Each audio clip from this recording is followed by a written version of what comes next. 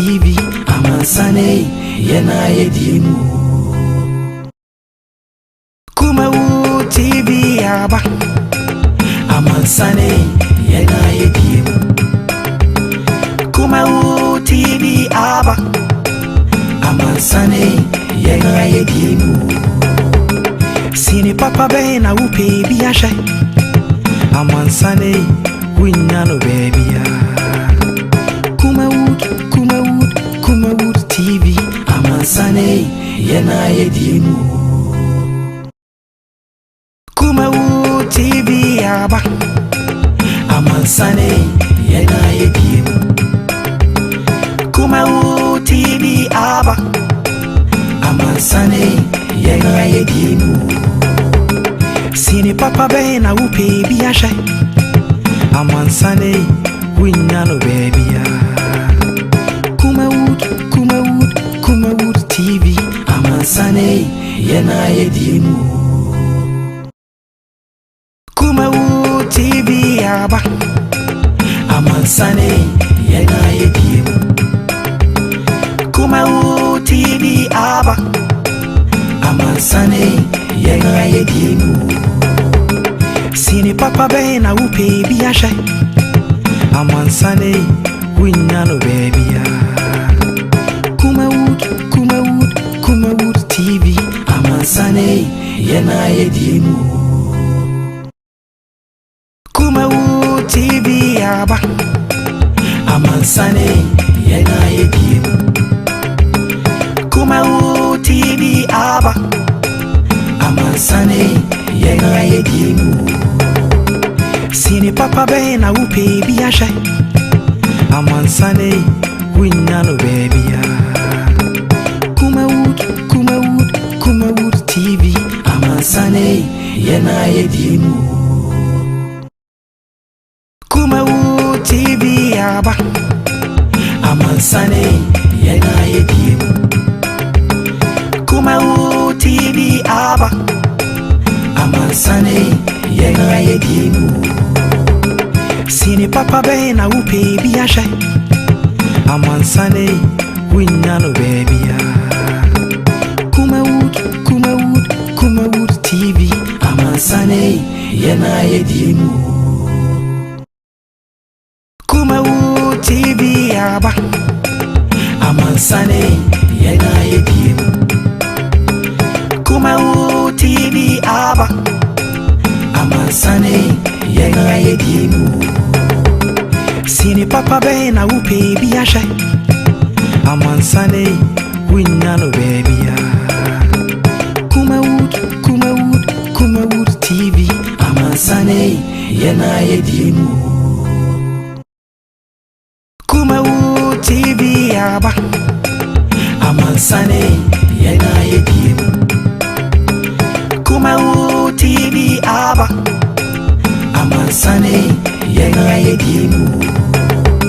Sini papa bena upe biashe, Amansane, winyano baby. Kumawood TV, Amansane, Yena Yedimu. Kumawood TV, Aba, Amansane, Yena Yedimu. Kumawood TV, Aba, Amansane, Yena Yedimu. Sini papa bena upe biashe, Amansane, winyano baby. Kumawood TV, Amansane, Yena Yedimu. Kumawood TV, Aba, Amansane, Yena Yedimu.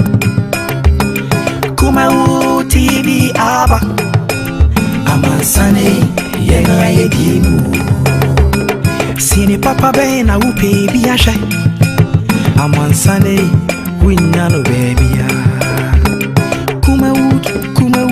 Kumawood TV, Amansane, Yena Yedimu. Kumawood TV, Aba, Amansane, Yena Yedimu. Kumawood TV, Aba, Amansane, Yena Yedimu. papa be na wo pe bi ahye amansane winya no baby ya Kumawood TV amansane yena yedimu Kumawood TV aba amansane yena yedimu Kumawood TV aba amansane yena yedimu Sini papa be na wo pe bi ahye amansane winya no baby ya Kumawood TV amansane yena yedimu Kumawood TV aba amansane yena yedimu Kumawood TV aba amansane yena yedimu Sini papa be na wo pe bi ahye amansane winya no baby ya Kumawood TV amansane yena yedimu Kumawood TV aba amansane yena yedimu Kumawood TV aba amansane yena yedimu Sini papa be na wo pe bi ahye amansane winya no baby ya Kumawood TV amansane yena yedimu Kumawood TV aba amansane yena yedimu Kumawood TV aba amansane yena yedimu Sini papa be na wo pe bi ahye amansane winya no baby ya Kumawood TV amansane yena yedimu Kumawood TV aba amansane yena yedimu Kumawood TV aba amansane yena yedimu Sini papa be na wo pe bi ahye amansane winya no baby ya Kumawood TV amansane yena yedimu Kumawood TV aba amansane yena yedimu Kumawood TV aba amansane yena yedimu Sini papa be na wo pe bi ahye amansane winya no baby ya Kumawood TV amansane yena yedimu Kumawood TV aba amansane yena yedimu Kumawood TV aba amansane yena yedimu Sini papa be na wo pe bi ahye amansane winya no baby ya Kumawood TV amansane yena yedimu Kumawood TV aba amansane yena yedimu Kumawood TV aba amansane yena yedimu Sini papa be na wo pe bi ahye amansane winya no baby ya Kumawood TV amansane yena yedimu Kumawood TV aba amansane yena yedimu Kumawood TV aba amansane yena yedimu Sini papa be na wo pe bi ahye amansane winya no baby ya Kumawood TV amansane yena yedimu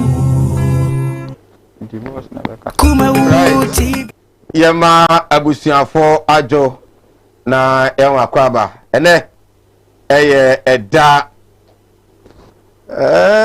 ebenada nebrada du say ya na yatena say nyamre edim komo esi nsem no pi here live on Kumawood TV, on Facebook Kumawood TV, on YouTube Kumawood TV.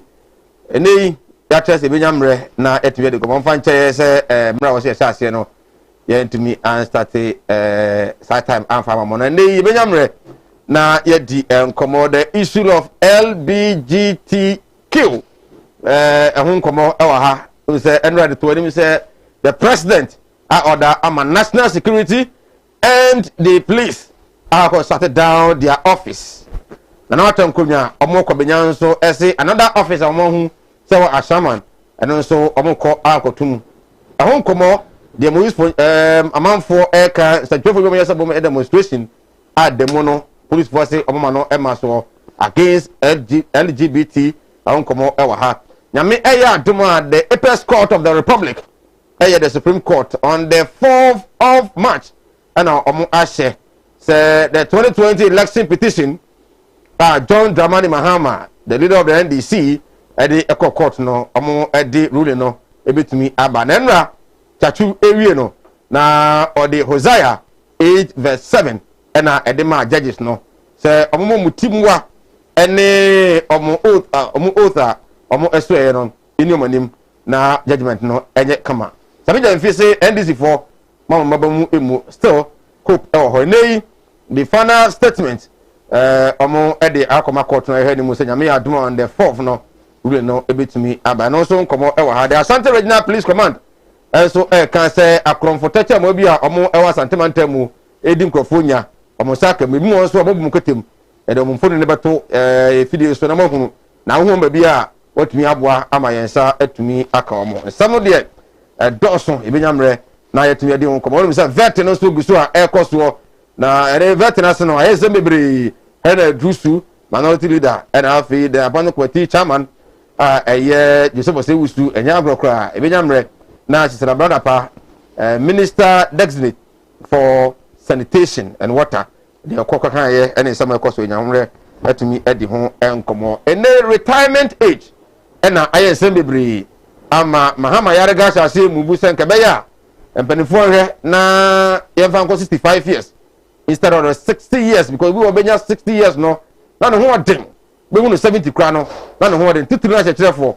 omo be ko retirement kwatu hu na atumi say yes the ho den so obi a wa NCC ana say obi a owo adwuma from ho enti yehwe na yemfa enfie no enko nanim ebi a mo a papa say musua security and its relations no University of Cape Coast ede say aba on Ghana Police Service asase a omo tete no so etumi ede aba some no de adolso benyamre na yetumi edi enkomo me de Michael Nana Adumakon referee say my coronavirus vaccines no enya ba ne sa na abai no na e wo say no mi de hwese betumi awo na eno no e na wo na asase e ba say omo be de no so omo ba wo no because omo ju obi sika na itimi enso eboa nsam no we ene de account de benyamra data se bedi ho enkomo na on my part 1 ye hwe technical education in Ghana the impact technical education ekura no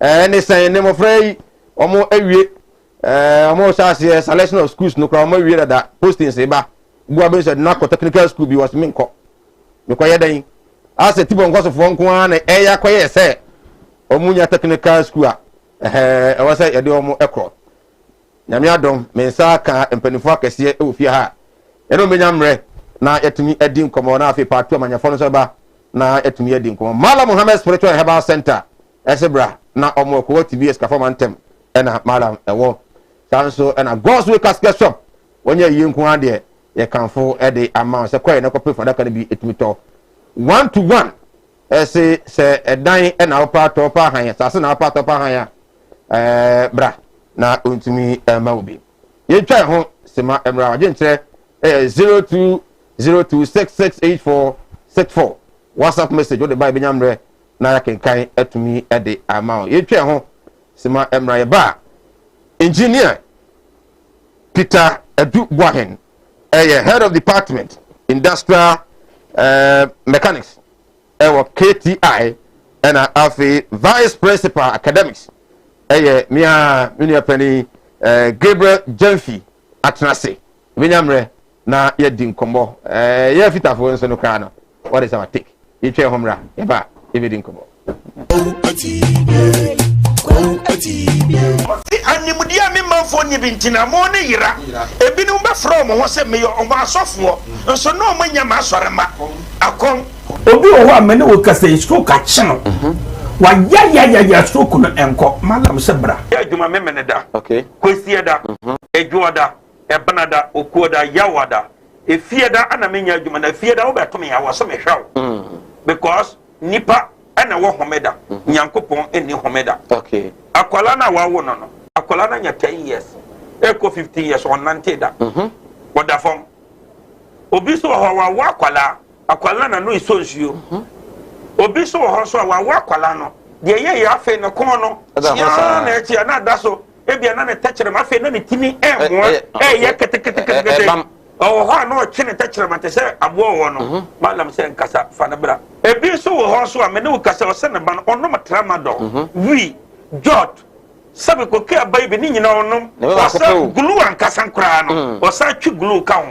mene wo kasa o ba bi na wono ne kodaye afa de ye obe ma no kwati na twa wura mu a ase eya dan te se achichide eti malam se wo de abra oba bi ho na wode no aye den onu be ma hia pa na nsuo ni nyina saba bonten enti eno ntina ma onyem ana no wo ba me kyerɛ kwan no wo be kono say abɛyɛ mremremre okay wo ba nyim easily piaw so ho adwiriw ene danta de bibo ano Mala Muhammad Spiritual Herbal Center ebena da bia 7 to 9 p.m. ene ni hia Kumawood TV na yenya mre enwura sunsumu eno suko na ohaw eda oso no Mala mohwe na onyi emfiri ho emfa emawo etwere yare bia edam wusika na ayira na wohwe ojapade bi na obi enam kwa bi so age afiri nsam utu gold na opese onya emwa anase ebia kontuo enema ayedin amawo oba no odaso jonso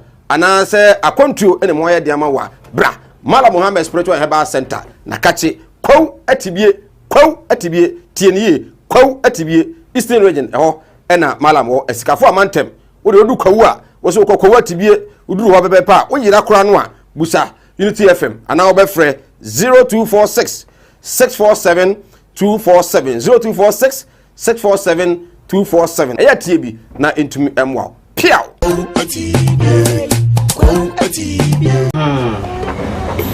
well all pia obusia say iflimu why the den it be slower we na fa kokko we na say dia wa wonu tua wo fa say no mo ye den ma me ti we we na we yere na mfa nkonkoye tiguma na ma me why wati ebusia yenko Kumasi mko Kumasi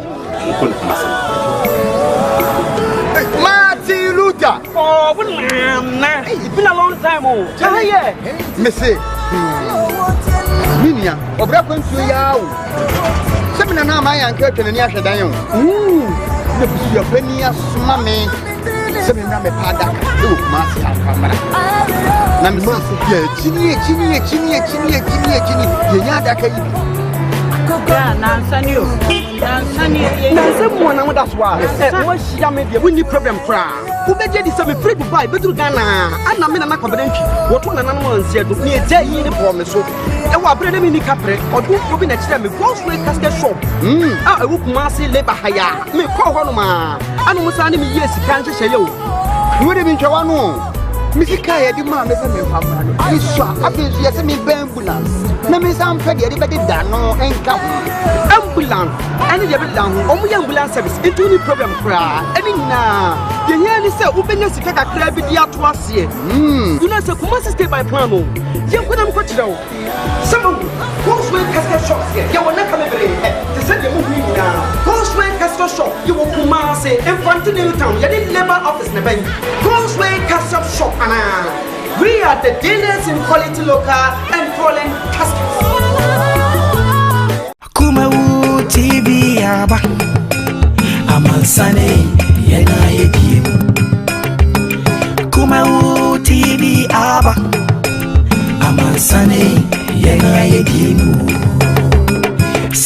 papa bena upe biashe amansane winyano baby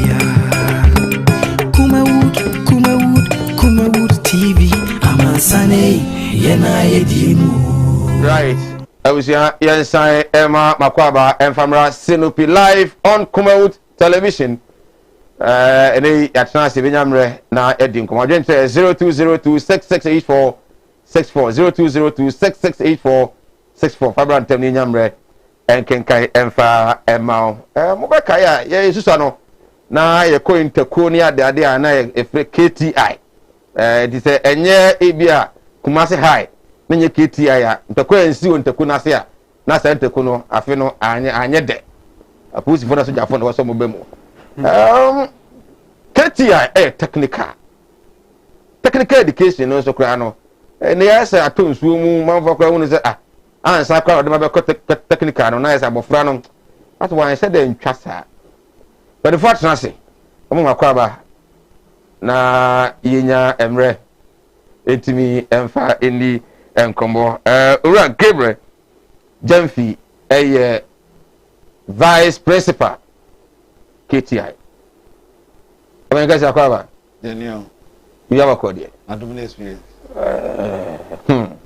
you have a code here ami adum you have a code say madam so ho ye de ho ye pa na mi ase ho ye pa isi ya che ikinya easy we want region de na etadi nkomo akaka mba KTI de Jubana kesi ntino nti yasusu ese ya bomba wa mukuma ni mu abe haye o nti se o ko ni no MP4 na nya bopa yo o ko ni no na onyuma doso nti ya kesi na fu ntimi nya wochidie no na uje bi go na nya bopa yo ba ye kokoko a e ba yinchi ti ma ba mechi okay je makawi bia mhwe ase ti ma sorry no engineer Kofi Abraham Kofi Kofi sorry Kofi Industrial Relations Officer Bajakwaba yeah Bakode Christadom engineer no who is an engineer ka engineer Ghana no engineer perception no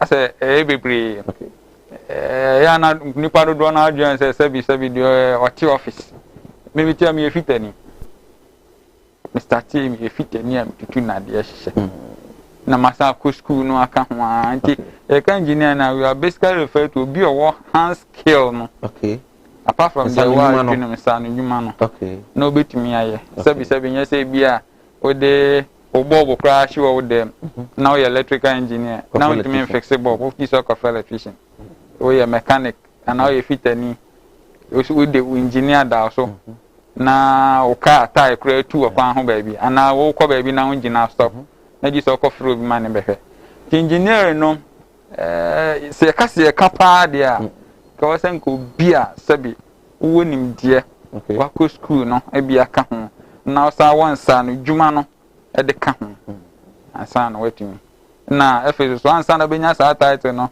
also join professional body association bi okay we go through exams apart from school akwane bibia we nim bia be go through exams go through interview ni ajiwatum my whole high court judge ajiwatum am swear in okay ansana otimi isi satata ndinye say enough from sir there be enough from but what say no you should be able to fix a problem your area you identify the problem and be able to fix it or to solve it about society anywhere okay vice principal technical education TVET last time you didn't come on radio na you heard the state of TVET it's say bia ba na TVET no say me say by successive government abai na minimum so money so dia technical education in Ghana no say the city because that was then you see the name assistant said okay na ban bia ba oboso ba no ntumu na mo on beka mo kinkan ko Japan ko France ko Germany na ma no tumpom na nyi bu hanom ya kan kata so kama because yenya na ya sim Kenya politics ba ban we die o kan se obeye o de abem we say yenti e ho fi GS na nim na ye okay on so be discover GS on the support education yeah but grammar ne technical share no na attention in ma think kan so kese Okay. tina e kɔ grammar so wo the doors you are something in schools are pure technical schools F4 pe Technical pure technical schools F4 out of about 160 70 we KTI where you club your asante I don't know if I club ya okay you Asokore.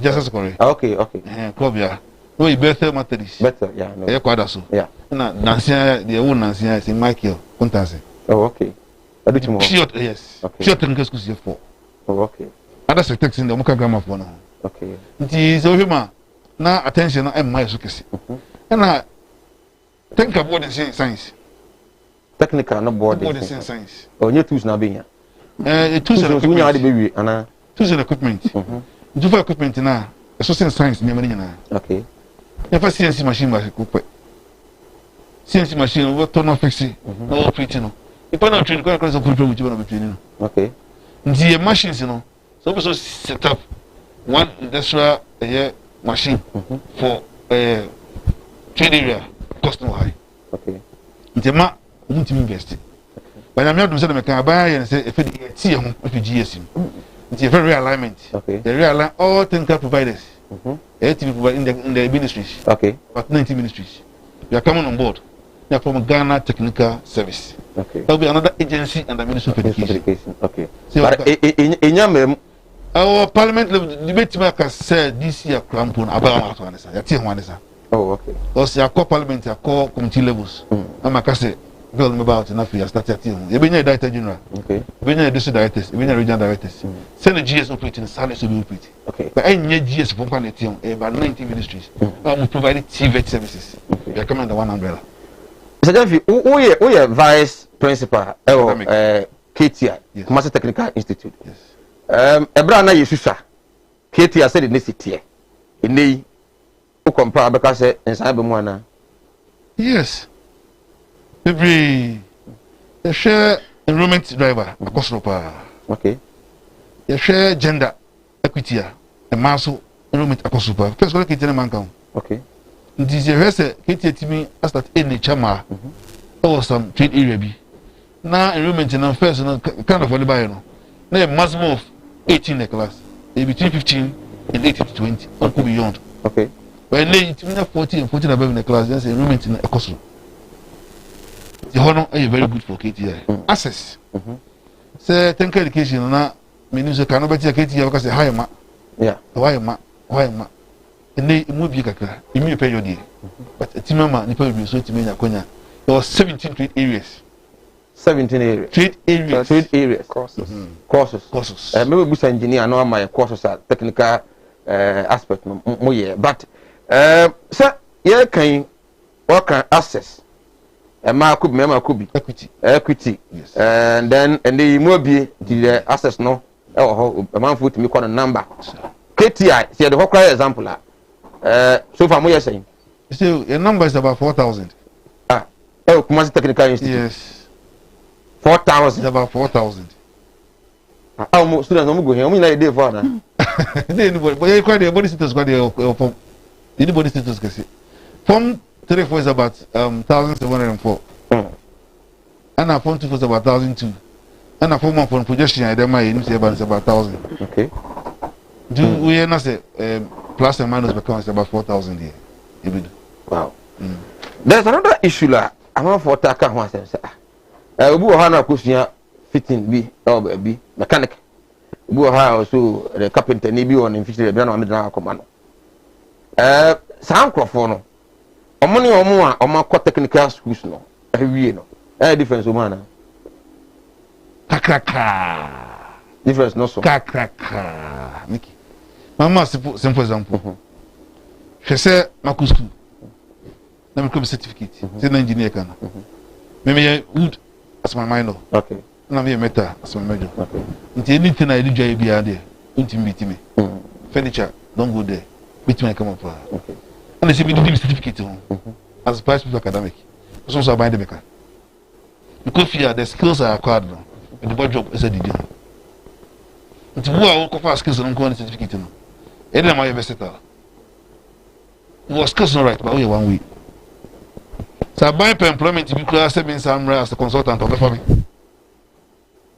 na me say kuta me skills is a didi nti sa way side for no eno so na de ba ko a dakiti akoma so for now okay say na me adomo a first nye ye first is ni ba ye no na ma ba suspend ye okay aba na sa the intervention for ba say mo sa for no say carpenters masons any fitters plumbers electronics electricals for no doors I'm sure the kids here dey bit my if you call fashion you see catering ni na bi on heavy duty for so ho ni nyina ya dey aban ma kwanya se yen train ni saafo no yen mo certificate oh okay omo food no dada no omo ni certificate no even say bia oba atenga jansen fita for omo wo omo ni certificate no mun training wo mo kakranka ho but of course omo go so kwa na bi kwa na omo kwa so ni mo say mo angaza mo no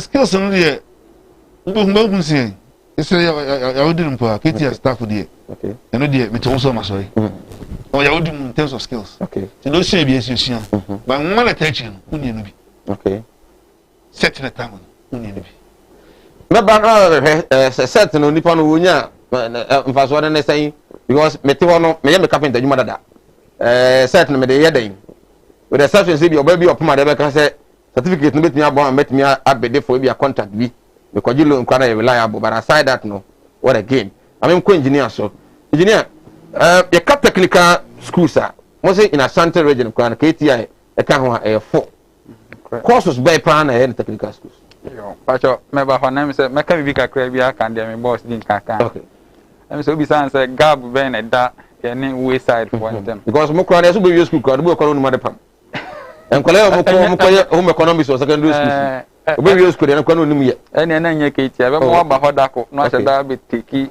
on the ground worker course ho no in terms of practicals ni ade gap ni bi ni say technical say be the standards emrofo no ye cars omo ye kanea omo ye TV omo ye bibia na omo the standards ene ye adwuma okay sebi obekọ baabi odo kai bekọ baabi ade bi o se odi afidie bi na etu bekọ no bi the hammer born pan obewie no no asan asa ade fofo da obi asa me ka do say oh ye no onim effect ebema e wa ade fofo enam so need the right tool or de be ye adwuma ni ti no na obewie no ase unsusu no odo ade kwa no uhunu se die ni mechanic ni ye no ana say the builder na o si udan ye na akofa fort for ya den ade aba okay and if so addition no say de ka no technology kwa na ekọ nanim nti de wunim no dada no wo ye wa adwene say eno na wunim a ye na mo de kire na de way side na no kwa na be concentrate by the time realizing many people how mo ye master crafters na o move free out of job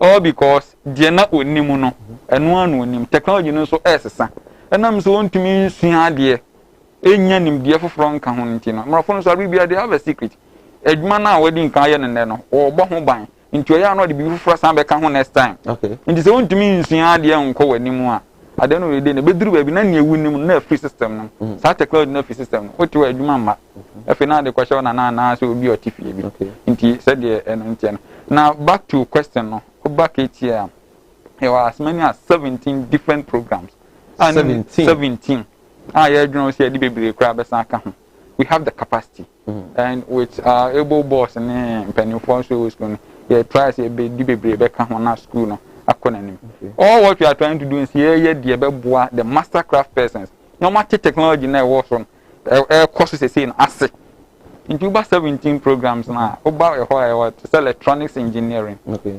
electronics engineering normally deal with all electronics aspects CCTV cameras this kind of flat screen TVs anything on electronics Omono deal with that. We have electrical engineering programs, that's electrical engineering technology, that's how we call it. We have what is called the refrigeration and air conditioning, of which people specialize on that.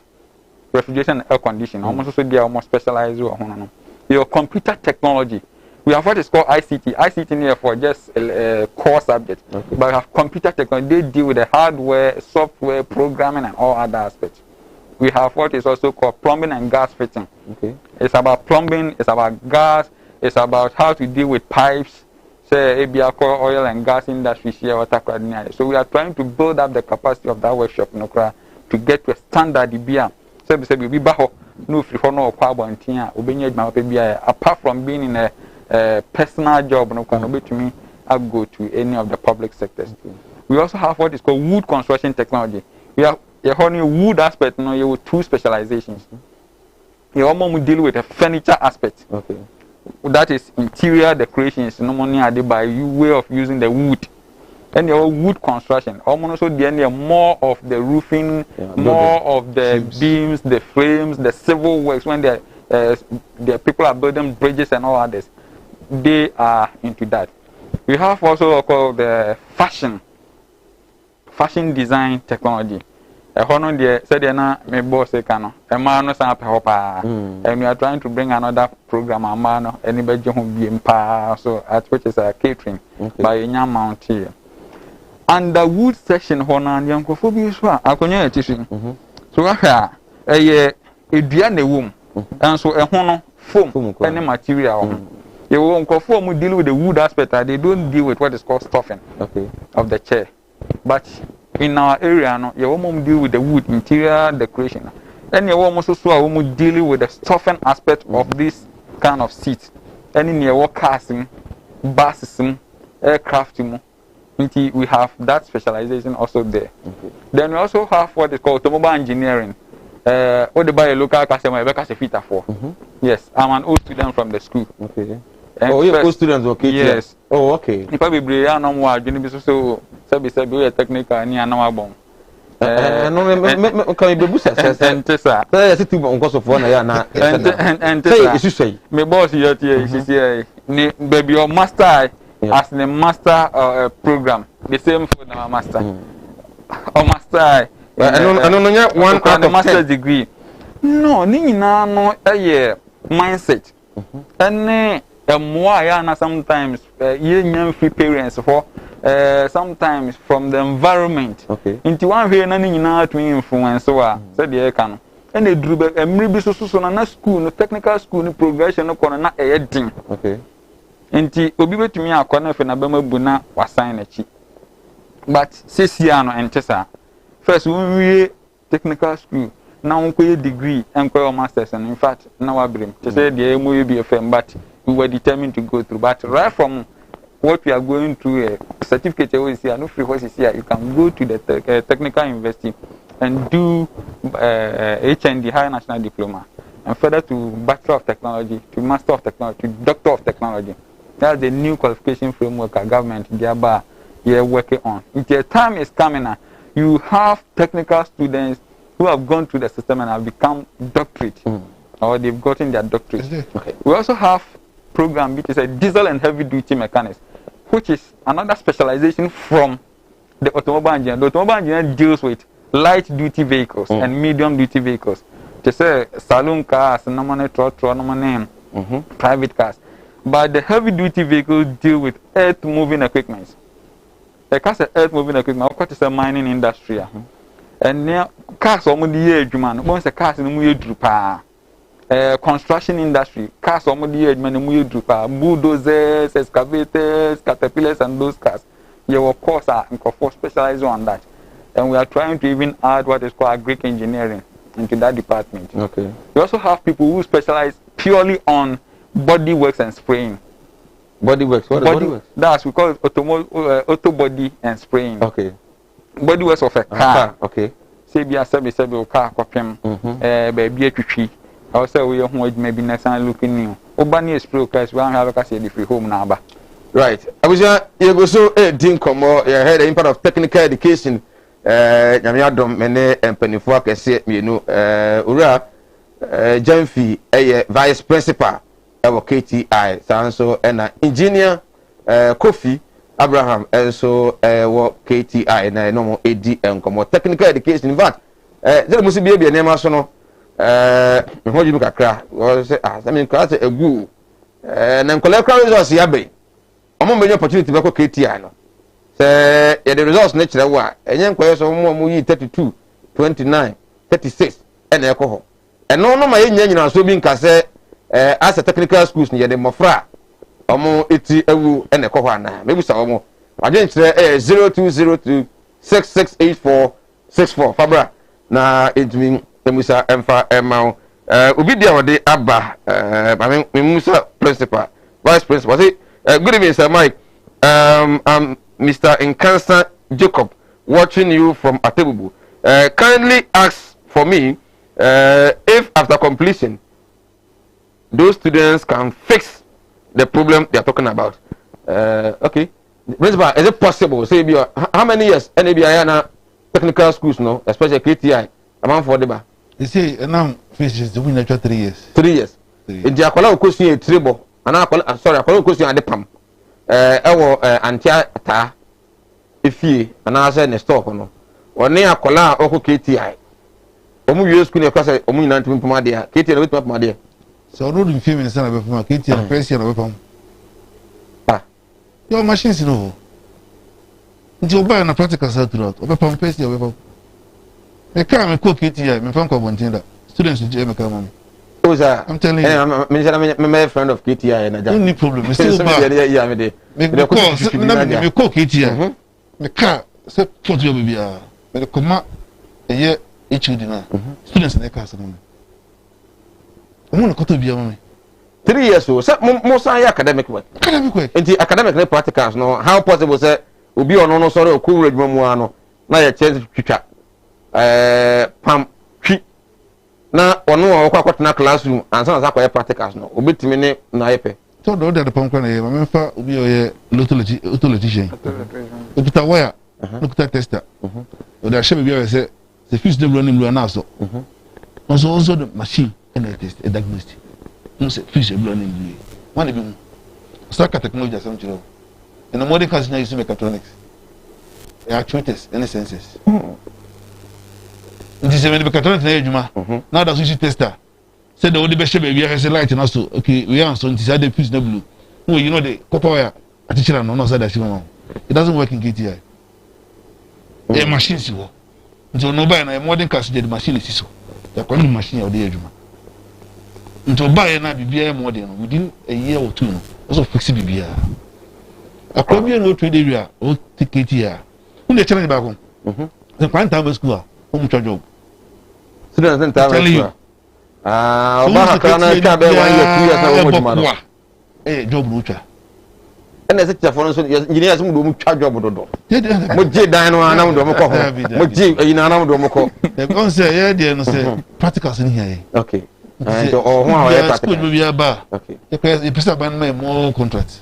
Ana mutimi nya bi fra ban ho. Afi na egu so ya pebi. Oh okay. Because you beti ma ye. February Pakistan here. Ya da ma contract akre di be. Kite bitumi ni nyina. Mo anya bi ama bontiam ye hu se mo betumi aye. Ne ma ye no. Next few mention bonsa. Because machine to buru. Okay. Ya ye. Engineer du wa ba mana kan wasem. Wow. Machine to buru. Wow. Ya ye.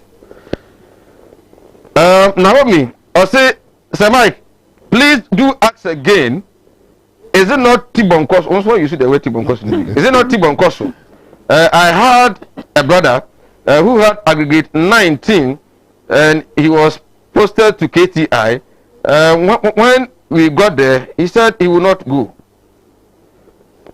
And yet Tibonkoso for results. Never, man, I'm going to check for more. I am not saying. Obi anya grade 7. 8 once I never KTI as well technical. Does it happen? It happens. You see, the only thing because unlike before na KTI na the year enrollment say check is no bano. And the computer placement system no be. You say na ban check mo school bia. Also KTI also wabin. Pempe also wabin. Who also wabin. Mama 6 to 12 will be J. Mama 30 to 24 will be J. Na mama 35 to 42 also J. Or the frafra. Yeli mai. Ti the Ochema school be able, say be niya. Ah, so I almost stay. KTI category A school. Category A in technical. Yes. Ah, omono. Oh. This is called the school of excellence. If you go technical school, or no, they no, or need you call secondary no. Because I will follow with bro ha. I don't see I'm a challenge. Thank you, my friend, to engineer. Yes. So Bekaya, the last meeting here. The customer parents me friend say, "On ne kun to come on them." Akwana se ofiso ko technical school. Yeah. You know kasawi. Yeah. Na me so pene so akwana ko e, papa so pene so. Nto mo friend that day. Say into mo. One say misconception da ho da kwa abon so fa aya ba ko open no ha education misconception okay yeah teacher for be kwampu go up to now oda so bu education ntia yeah ne ne you scientist na o ka just say you call up to the doctorate degree so me tise ka me ko boss tech okay you call mam tech ko polytechnic okay ko isuki okay so ko isuki okay tise me ko boss tech secondary education yeah ko train education as teacher eba polytechnic be mechanical engineering na so ko isuki mechanical engineering ko masters ka ho dia na me mo na ma bon so I hold masters degree mechanical engineering na me tia na me didi na me skills ekutami me bona way sa na bi bia banchi na yesese ennei resource me ba no you talk full obstacle fu sa akronya pretend school so encourage them to go se me pem pedi nyai okay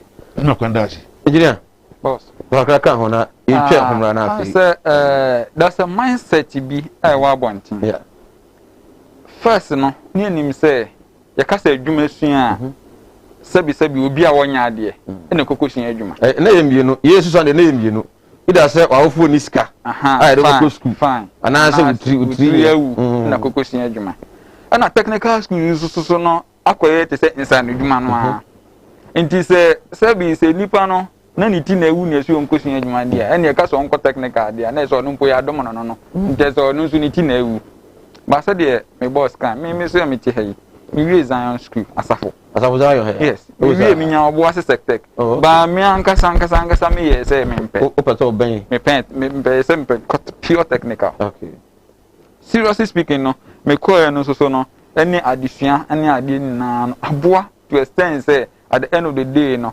meaning both the theory aspect and the practical aspect okay with the office that I hold at the moment with mem honman enipa bebre obi awie tech obi awie bia UDS okoye grammar course no de koy oba KTI otibi bebre almost every day eba KTI every day omo pe adwuma bia ebi obetumi course bi obetumi be bia 3 months and 6 months okura degree o ana say bi kura na masters obi kura na first degree na HND but na o perfect no person oba KTI ebenya insane adwuma bi meanwhile say nipa na sen coding kan fa KTI ho no no a ana sen kokko pure technical no na o progress here to baby and professor kan by that time no ana say by this time no can nipa na rise it to a very good standard enti that adwenene say technical school no for sabi obi ana adwene ewu ana obi ani tie ewu enye no kre okay na esubi say enam say na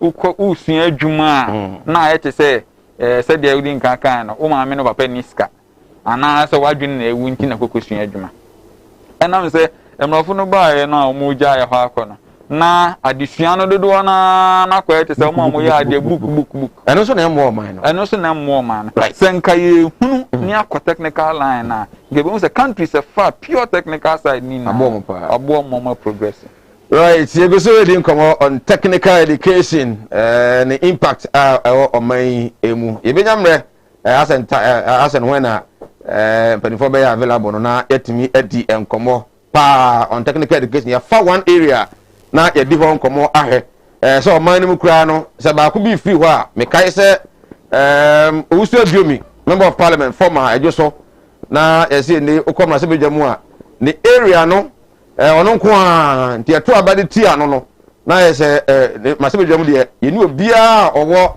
that an expert in the area no ebio ho ya ko yese nkenkan fo no nko a I put it to you but se person page o man no a ede na wo se ye ntwa ye ho emra ye ba what is there for ye ntimi enya kwan na mfa nko wura school mu ho na ye kokosu adwuma na ene ye adwuma no na ye person ke benya ntete kakra ho so aka ho no akonya be na ho de mai na afi ye de asi ye ba sisi a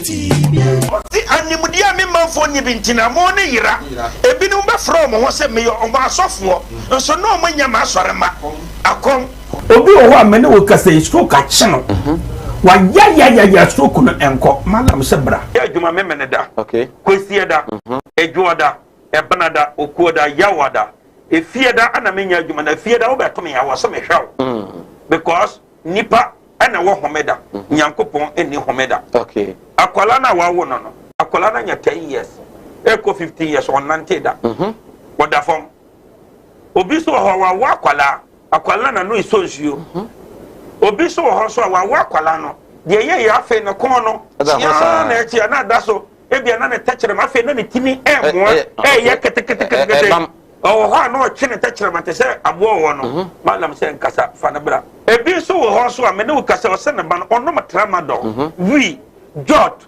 sabe ko ke abai be ni nyina onom o sa glue ankasa nkra no o sa twi glue ka ho me ne ukasa o ba bi na wono ne kodaaye afa de ye obe ma no kwati na twa wura mu a ase eya dan te se achichide eti malam se wo de abra oba bi o ho na wo de no aye den onu be ma hia pa na nsuo ni nyina saba bonten enti eno ntina ma onyem eno no wo ba me kyerɛ wo kwan no wo be hu say abɛyɛ mmeremmeremre okay wo ba nyim easily piaw so ho adwiriw ene danta da bibo ano Mala Muhammad Spiritual Herbal Center ebena da bia 7 to 9 p.m. ene ni hia Kumawood TV na yenya mmerɛ enwura sunsumu ena osukɔ na ohaw eda oso no Mala mohwɛ na onyi emfiri ho emfa emawo etwere yare bia edam usika ena ayira na wohwɛ ojapade bi na obi enam kwa bi so agye afiri nsam utu gold ena opese onya emwa anase ebia kontuo enema ayeden ama wo oba no odaso jonso anase akontuo enema ayeden ama wa bra Mala Muhammad Spiritual Herbal Center na kache kwaw atibie tienie kwaw atibie Eastern Region eho ena Malam wo esikafo amantem wo de odu kwaw a wo so kwaw atibie uduru ho bebe pa wo yira kora no a busa Unity FM ana wo be frɛ 0246 647 247 0246 647 247 eya tie bi na entumi emwa piaw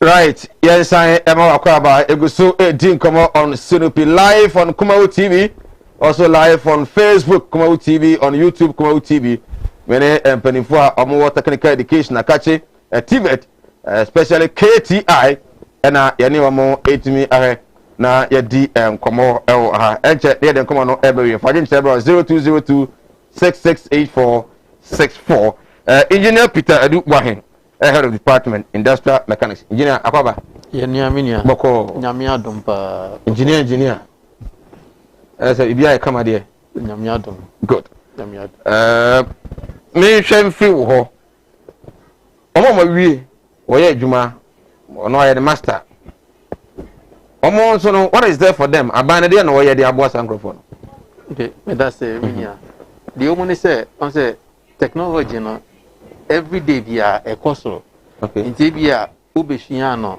e bia fie be mienu ana miensa etwem wo de ye adwuma all right okay but latest trend now technology mu maba in the south for no aban no ayen hyehyeye a enche bia KTI e be start project bi e fe no voucher project yes no say kakra bia de wo sua no de wo de ye ho adwuma no the latest ones abeka ho no oba na ebe bosome miensa eko bosome enum no abegye ntete na osa de akọ na akọye adwuma de ye kyerɛ no na osa de akosiesie adwuma na oyɛ na ebe boa ma nimdie na osa ode siesie adwuma na oyɛ no akoso enti eno ye hyehyɛ a aban no ede ba na de eye me de pasa oba KT asiesie a dwumadie bebre ekoso wɔ hɔ enti mu se bia oba KT anansen a your project akɛseɛ pa aban no eye de na me boss ka se KT a ye pagya status na mana akoye a center of excellence okay etre se ye TVET additional mu no na TVET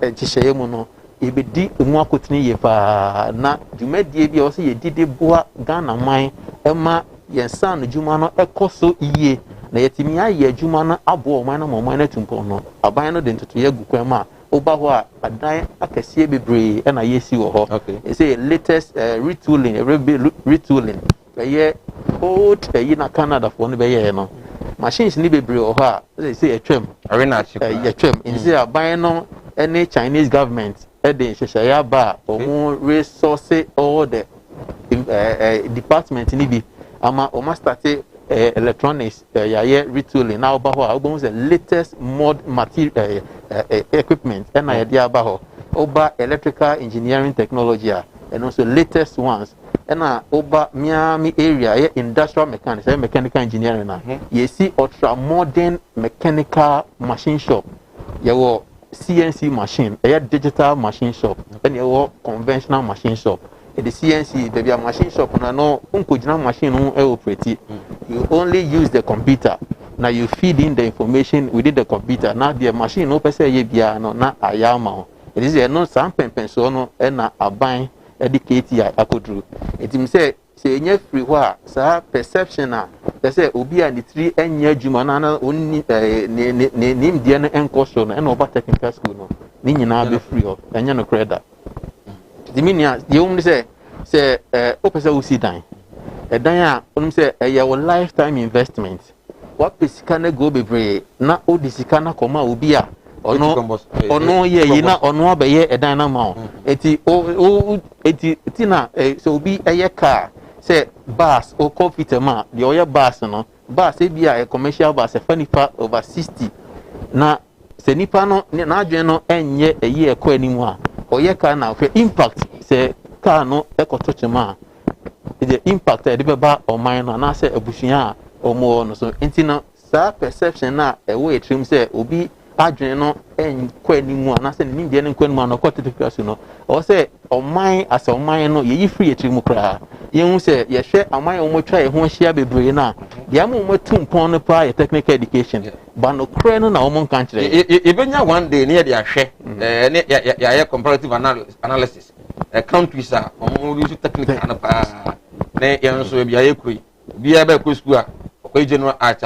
or ko ye events ko economics na ya hwese de esi etie na obi bazo hu se apart from technical courses no more other normal courses be amorane in technical schools we was mo science mo science mo math mo English yeah core subjects core subjects core subjects English maths science social studies why yeah, you are not under WAEC. Oh, mom, syllabus. Pure technical schools, no. Okay. Yeah, and then NAFTEX. Okay. And then technical examination unit. And then Juma. Exams, you know, Makimaye. Core subjects, no. Yeah, maths, English, science, social studies, ICT. And examinable, but Isha, and technical drawing. And only your core subjects are a year technical unit for and the Makimaye. And so, a year elective areas, and so NAFTEX. So my certificate. Okay. Here could have certificates you know who you get here. Okay. Certificate you know. Call the uncle and I will let you also the uncle. Okay. Of I am Ponsa Krofa Ahimfie. As the KTI is the best technical school in Ghana. They need a bus. Thank you, Mr. Lalas and Abraham Kofi. Of I am Ponsa Uko KTI na Munibus. Epemo. There be Munibus. Epemo. Look ask for more. Population of about 4,000, you know. And your buses in China, so your driver in Josu Yamwa, it is in Yaye. Okay. On the say KTI, a school of excellence, national television. This is BBI a dance. Okay. In terms of quality, in terms of access, in terms of instructional delivery, this is BBI dance. Okay. Oh, you make him say, I'm going to be school. With me, a cost of employment, and with my Johnson.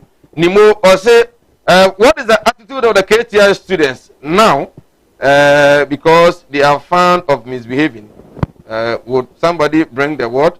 This is quite is a normal patch of Barbara because a free SHS. Now, quite said, Nina, most more be the free SHS.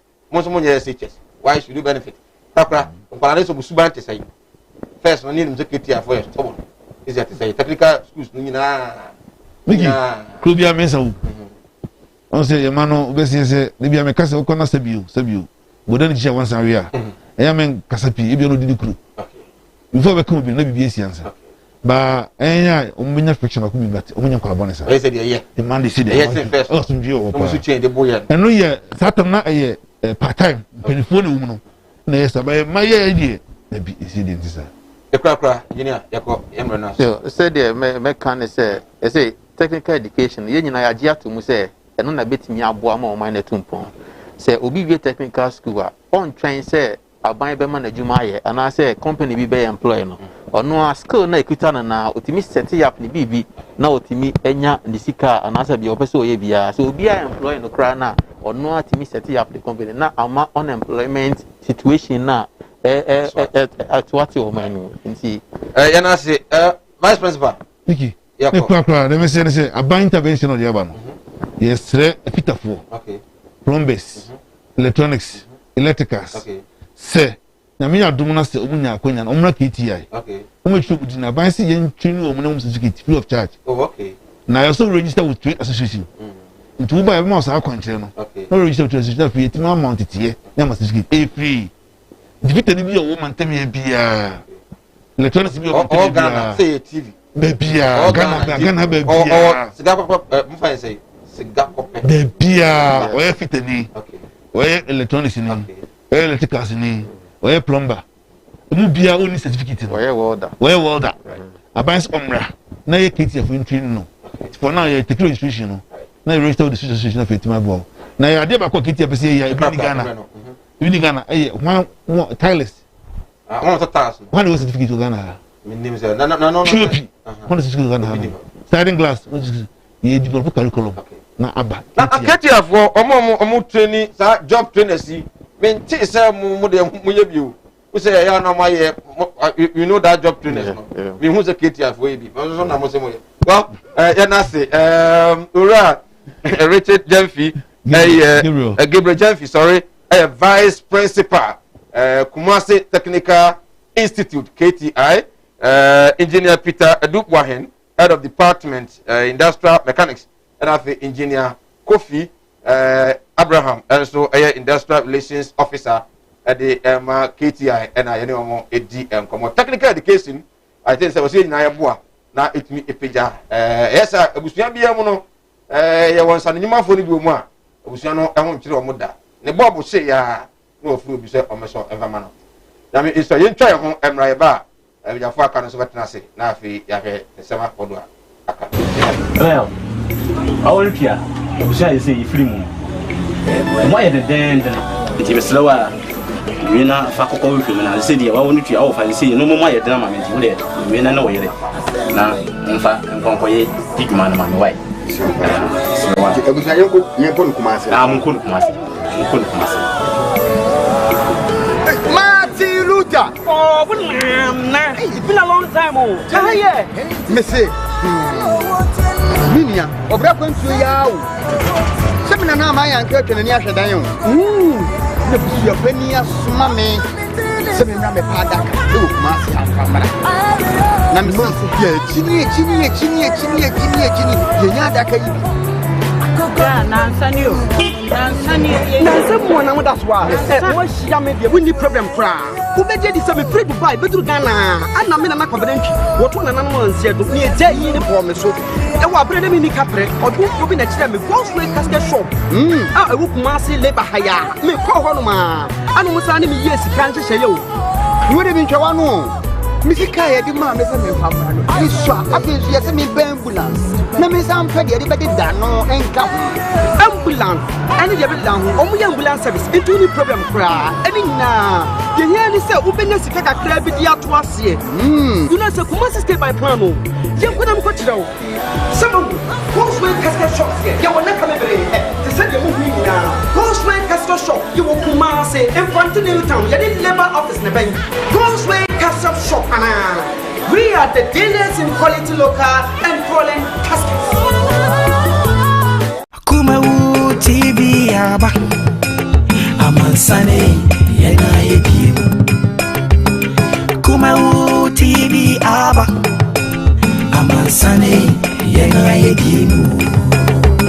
Sini papa be na upe biasha amansane winyano baby ya. Kumawood TV amansane yena yedimu.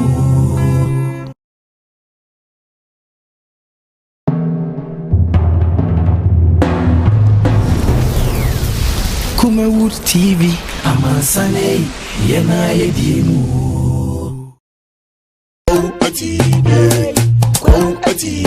osi animdia me manfo ni bintina mo ne yira ebinu be from ho se me yo o ma asofo nso no mo nya ma asorema akom obi o ho amene wo kasa stroke a chino wa ya stroke no enko malam se bra ya adwuma me mene da okay kwesi da edwoda ebenada okuoda yawada efieda ana menya adwuma na fieda wo beto me ya wo so me hwaw because nipa ana wo homeda nyankopon eni homeda okay akwala na wawo no akwala na nya 10 years eko 15 years on nanteda woda fom obi so ho wawo akwala na no isonsuo obi so ho so wawo akwala no de ye ya afi no kon no ya na echi na daso ebia na ne techere ma afi na ne tini emo ye kete oh ha no chine techere ma te se abo wo no malam se nkasa fa na bra ebi so ho so a me ne ukasa o se ne ba no ono matrama do wi jot sabe ko ke abai be ni nyina onom o sa glue an kasa nkra no o sa twi glue ka ho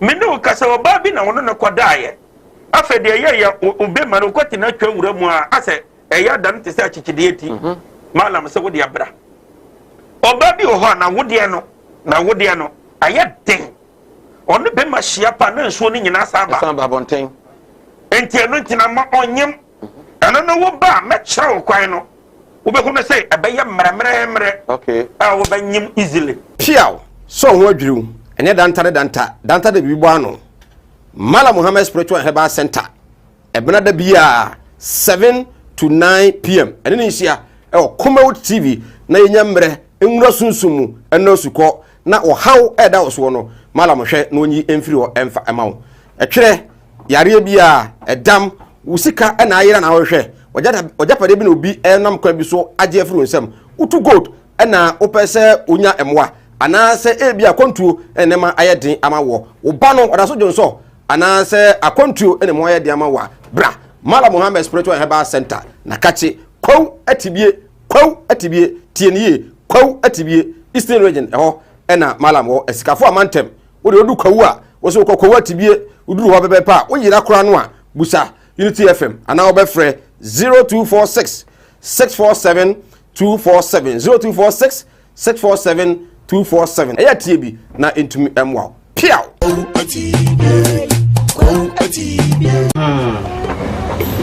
well all pia you say you free mu why the den it slower right abusia yes am akwa famra Sinopi live on Kumawood television agency 0202668464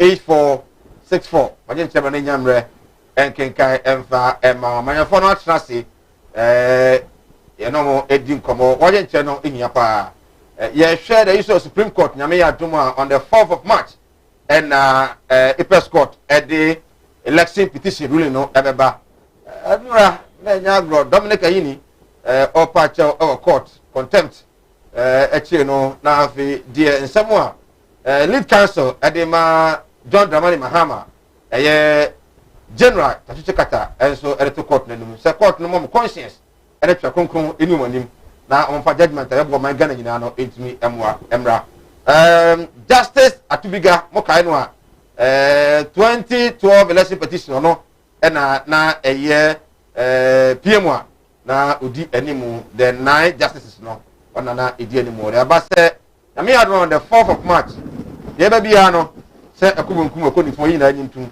na o man no entimi emfaso entumpon ebinyamre na edi ho enkom fa je nche ebra sanso na LGBT elei mampani ahye amia close down the office no na won se bebre abi no square na organ de abase Moses for amoni oyade a okasapa etia sa lesbianism, bisexual, gayism, transgender ene kwa no na de omo ede abane se omo suspend no ana so mayi no di kra ede free abi no association no fisa papa no human rights amanfo fa hudi na otiti asofise wo kasa ede etia LGBT eti omo yi na fa association ebi nyamre na ye di hon so enkomo me guest atena se mo makwa na afi yen chase eni enkomo wosin otu 10 PRO ede ma apia minka apinting apia minka University of Skills Training and Entrepreneurship Development. Enkane na University of Education Kumasi campus. Or a PRO at the Martin. So I was communication team member. I don't know. What's na kwaba? Yeah, just say Mike. Boko there. Yes, nyame go to Boko. I was once like you. It's good to see someone who was once like me. What I see. The same one. And university one is really empty. Oh. Boko. The mulija no kakra na dia ka ho. It's a school deal what do. Da. You call be now fele from the because I school here. E bi client me enkai ni na. Appear Minka University of Skills Training and Entrepreneurship Development. Mun fa kan biya so ma mi twa no so to visa. The ordinary AMUSTED. Yes sir. We na di no se na ekoye na ise.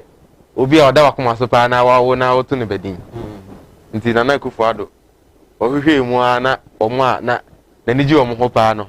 Na owura apia Minka ka ho bi. Yes sir. Omo maboa o man Ghana wa se mu nyam. Aha, nti ohwe mu no na ese din no yibi fi mu enye yi na so di edin ni nyina ede ka ho e na university ni dwumadi ankasa no so focus no now no akọ more of we say before say ye ba appenting no ne under University of Education na kra no na ye ha no ye College of Technical Education nti we na focus more on technical development and entrepreneurship.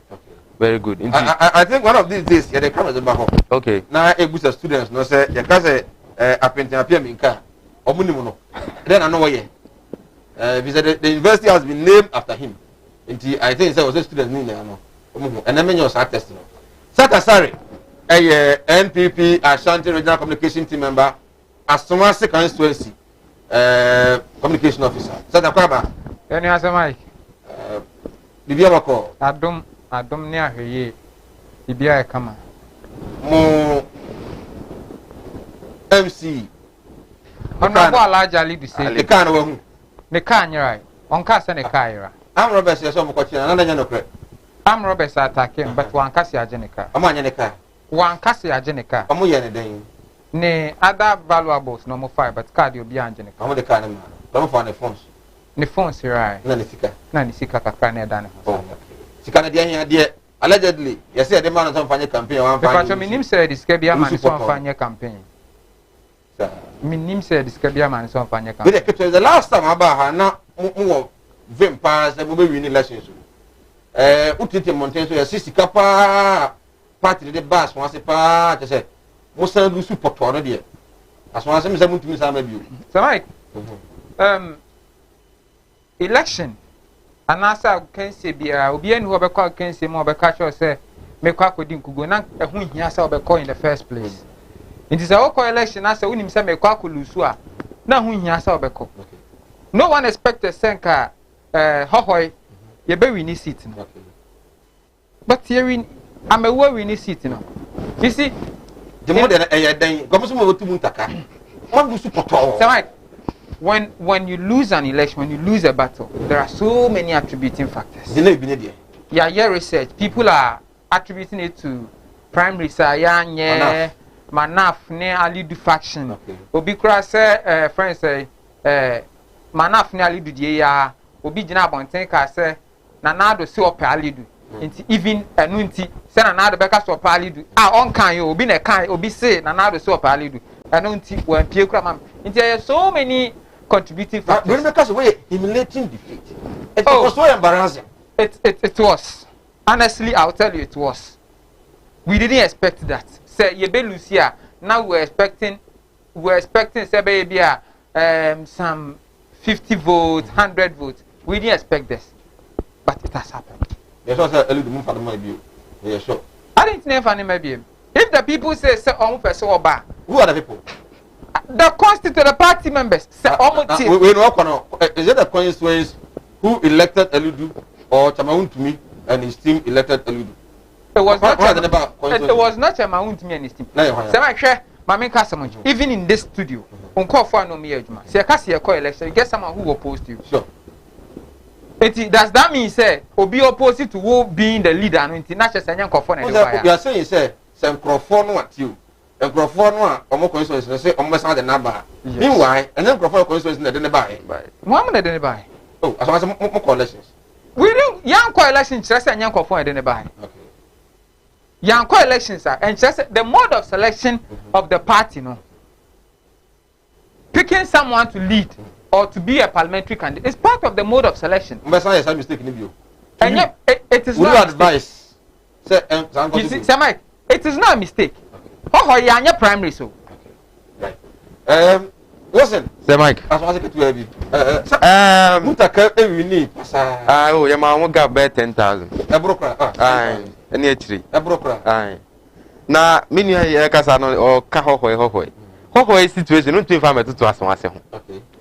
Hohoi constituency a o hwe president a call election yimu a about half of the constituency ade be chiam yakoto aba no electoral commission ka so mo to aba aye lolobi ni yakpafo area no they were most of them were part of amount to parliamentary and then our incumbent member of parliament then no free sa area na ya cover free for constituency ni mo nti na aka some zongo area bi ne be kakra bi nti say what we win this city a then you compare it to as one say enye baby a e den tina make sa hwe adwuma muntaka ye when John Dramani Mahama was president even under Mills and then Kufuor oba ye adwuma waye and first 4 years nana do baye ali do na do be DC no obi a wote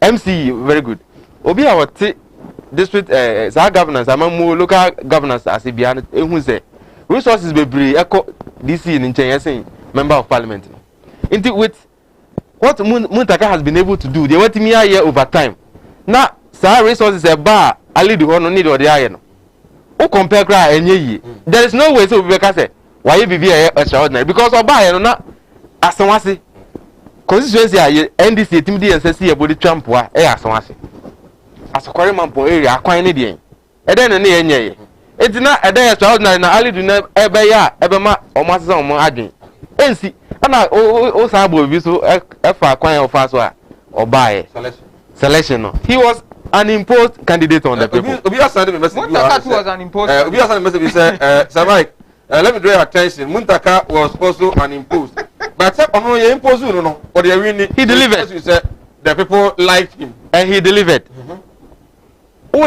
he was imposed enone manaf ne alidu fashion ya na ye ka ho asemi but going forward I am not in a good position to advise them but I think they have to advise themselves also mutu omo ho because some to ask any say ya there say omo ka say operation 47 ewe na say 4 ko and the time to be defending omo say lose more defending with quantitative way say we improve Ashanti region votes you who say day in and out people are turning 18 but I say I was say 0202668464 how many nyamre enkenkan emfa set Supreme Court you heard him was on the 4th of March verdict so far say the seven years akuni na who trinity abeka say are you impressed we okay who say justice akasa and ayenya oh my Ghana of law so Mike mame enchel na me nchia hefo a o magebre ehwe Kumawood enumere abusiafo ne party for mo hwe nyina echia obia Kumawood ekọ echire nti witna se a na wachia na mpofo mo wa echire ne benche nyina echia so Mike I am an advocate for the rule of law. Say, on mine, you say, you bet Jacob Maminkebi atum. That is democracy. One key institution, yent me to tuna say, yent me for a name and your form, the Supreme Court. And I say, the court of law. Oh, say, to see, I mean, no to say, as some sinners meant me who say, ba. As I say, okay, Maminkebi, a moment, mean to me and Chindia, some did didn't you. I was some day a fat emra quanso. Me de a famra quanso, na me did this say emra a baye juma. Some me imagine some of the famra quanso. And yet I think a quanso na me defa. A emra quanso. Said ye matin catch remino, and ye juma or mra. Said ye me pesa ade ne kɔ no enye saa ɛwɔ mmara no ni na emom ɛyɛ sɛdeɛ mmara no ɛka sɛ ɔsɛ ne sɛ ho ne sɛ ɛne sɛ sɛ ye free sɛ ye to aba na ye to aba wie amanfo ntem ho ase no mo de kɔ asenibia court mo de kɔ asenibia now the greatest of all the petitions was 2012-2013 ye to aba wie na omanpanyin ote so sabre no a candidate and o he said ye abato ni si kɔ e na o si o said ye aba ne kɔ e no ono ne part ne ye hu se ye di nkunim ne mu nyama bebre to achew ama ye ni nkunim bi ni se obekɔ police station bi asakafia na ye wia pink sheet ne de be ma ho no obehɛ no na eye different pink sheet from the results na epie wo polling station hɔ ya kan no na results na ɛwɔ sɛ wɔ pink sheet ne so no and as a statement of poll ne so no na it doesn't reflect the counted the friends a ballot no nti ye hwehwɛ saa ne mani nyina yɛ no the declared results no yɛn ensni etrim tie de bɛkɔ court ne de kɔ court na yɛ twen yɛ kɔ yɛ nim yɛ kɔba abosome nwɔtwe nti yɛ kɔ court wie yɛ na supreme court ɛkama yɛ tee sɛ anase omubu aye na ehunu sɛ okay sɛ obewi ni aba na ɛwɔ sɛ oma wani ɛda hɔ ɛwɔ ɛfɔm na yɛ to aban that is the polling stations na yɛ to aban na as a party on twɛn sɛ electoral commission bɛbobɔ aba no ama results because statement of polls no ɛyɛ pink sheet no party biara ɛwɔ bi enti ɛwɔ sɛ as a party yɛn so yɛfa kwan a yɛbɛfa so a yɛ pink sheet a yɛn nsa bɛka no yɛbɛkeka abom nti sɛ electoral commission bɛka kyerɛ yɛ sɛ oh aba no ebia MPP for munya 2 million na ebia yɛkeka bom yɛnya 4 million aka kyerɛ electoral commission da bi we na ɔde ma yɛ no ɛyɛ 4 million ɛka bom ɛyɛ 4 million nti yɛ die ni fa wo de bra ne yɛmfa ntoto ho ɛne sɛbi yɛsua sɛ nyansa no efiri 2012 court na yɛ kɔɛ nti pro 2016 yɛba bɛkɔ aba no ɛna party no yɛ adwene sɛ okay yɛde nhyehyɛ bɛgu akwan mu a yɛde bɛ collate your results me I have been part of the IT team from 2016 ABCN even just last election I was part of the IT team coalition team sɛ my dear yɛ ne sɛ yɛto aba wie ebi a Kumawood polling station na ya set every constituency set up a coalition center and the polling station say what constituency ho nyina moto aba wie a at most by 2 hours I was a pink sheet ni nyina edru coalition center at the coalition center watch pa no by 1 hour 30 minutes I was able to key in all the figures now was scanning all the pink sheet at the national coalition center and yen as at 7:30 7:40 on the day I to on the 7th no na yen as a party me wa ha na menya messages as to the number of collated polling stations votes ayenya enti ye we nyina wie ye no by adechen ye even midday be 2 a.m. on the 8th yen ni anim say na na do we ni election yeah that's sorry yeah with over 500,000 votes and this for said there be omu no mu win election yes ahead na mu win election and yes mo bibi a mo fan kokot omu say there be mo kokot ombeje akonwa no ewo emontin so and omodi atuate eja tai hyehye amafo ne omasei ewo kot na Ghana fo anu bi ne mu say there be amanyosem yenye ne se keba menka benye se ne ye no na omo ase ombe kokot amodru court na court bi sam say mama ne ne ha and this for ka che court say abana ye to ye no omo keka omo figures bo mu no omo hu say obi an win election obi an win election no edian na wodi hu say obi an win election because constitution is say se to aba wi ansa na obi be hu say ye be declare obi say we win no e also nya 50% plus 1 50% plus 1 and as not less than 50% aye figures anya worse so but what am I say aye figures it is a over court I also over court with figures enti omudu manu di sem e court no na profo no ma tro tenten na ye twen say okay petitioner na the ordinary sem ko e o ma pen dada join down am obeba na oba be chire bia figures na ekuta na o dey ba because mo ko fa ko be friend justice agbo say o meye statistics o meye wa be ni nyina biostatistician John Dramani mama man is kamani ye nkonta ne de ma wo mo eti yo ho John Dramani mama mra court o se on the on court ne mo adanse fo be ba be di adanse ama okay I see it in ketia on the general so ni mabato general by figures so the figures nti mo ye den hu sa ba no obi anwini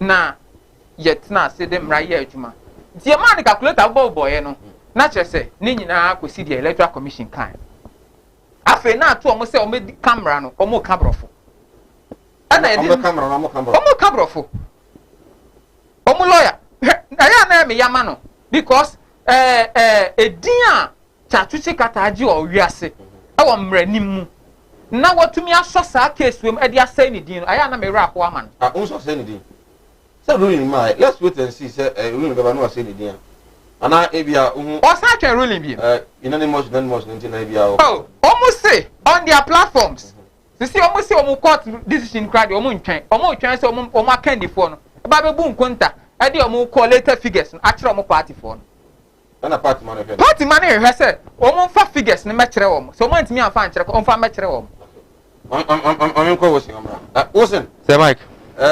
Ese mo kwa camera court fa figures nkono. Na mo camera fo. Abi kwa de be wetu kana mo kotu Bible. Eno na party for no ewe ni mo samba kwa yo court. Say Mike meda wase na matcha wa hefo. Ya hefo mo he Kumawood TV anyumre. Networks no do so nti obi nya bre na o he o sa wo say ye ma omu say ye so ye ni omu na edi djuma no. Na ye ko court nsemi so a election no prior to say ye be start election no mu hihye bia no NDC bre bia na ye ba out e we position e fa sa electoral commission ya ye de na be most at times obeko IPAC na wa taking the decision that na wo ba be ka chem so say ni na my imagine say ye ba be meanwhile IPAC na omo establish ye no na ne juma die fortin ni say ye players e wo election ni mo abato ni mu no ye nka ya adwen mom na ansa na ye be kwa abato ni mu no ye susu say bibi fortin we na ye di kodi juma say na be ya pepepe yo beba but mami anfa sa juma IPAC e hihye na anya juma abrebia na I say o impose a normal political parties no so edrubrebia na meeting o invite yen na letter no kra no antedated time I saka letter no ne time na she letter no so no ye call na meeting no ma ye twam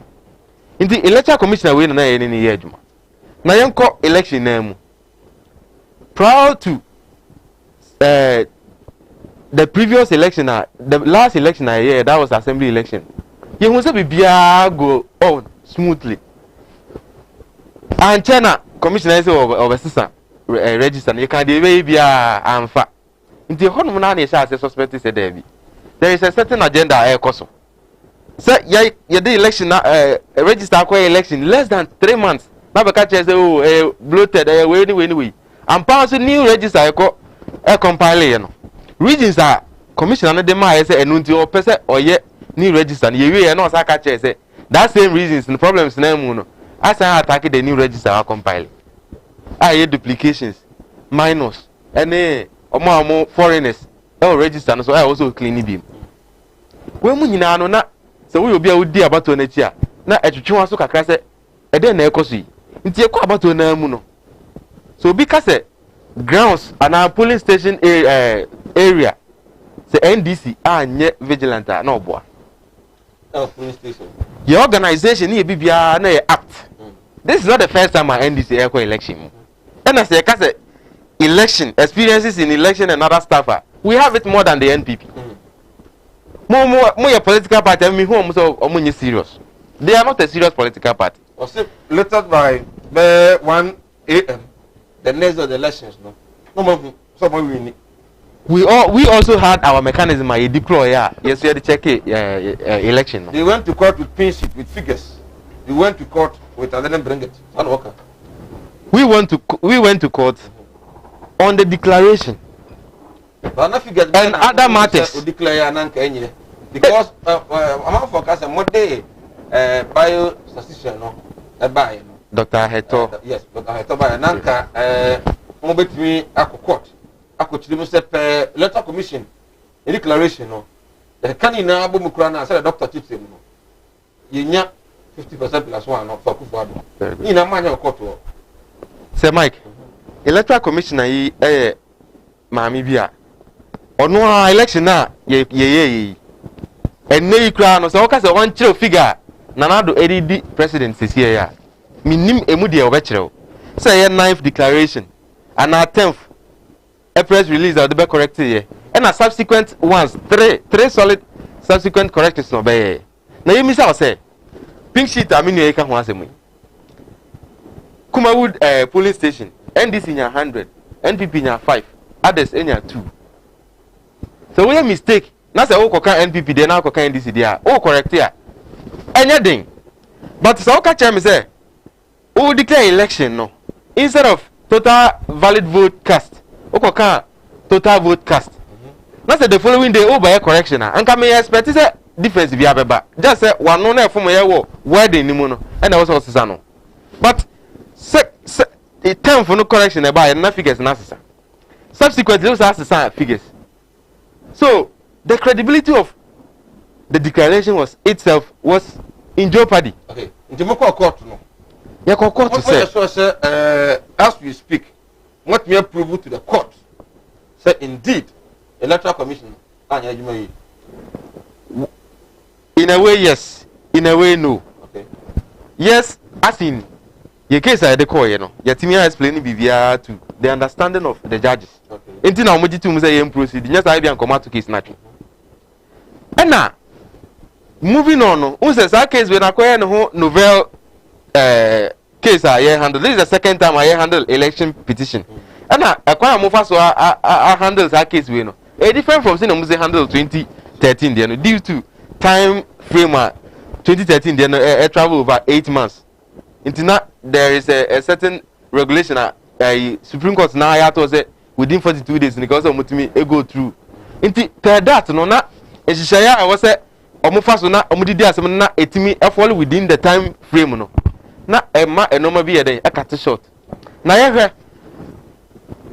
ye file your case in state say we wanted to call at least 5 or 5 witnesses but with ye proceeding your friend nipa saying mienu na later on ye de back be kan won na ye miesa but you realize say there are some facts electoral commissioner no ebetimi aboa ama pepepe aba na otimi aboa judge for no so ama wan eden o matimi eden I take decision about right aboa Ghana for nyina e den ti ne ye kasa election na ye conduct ye no ye nyina ye parties ye wo source document I dey results ni nyina buy so the same source document I dey sa results ni buy and say sa results ni say 4 or 5 times. Okay it is a commissioner was sa results 4 or 5 times e was say ma minute me ba e be defend sa results no say no summary sheet be na ma say results. Okay e won ye twere tia no court anye mo application but the applications are you try nyina first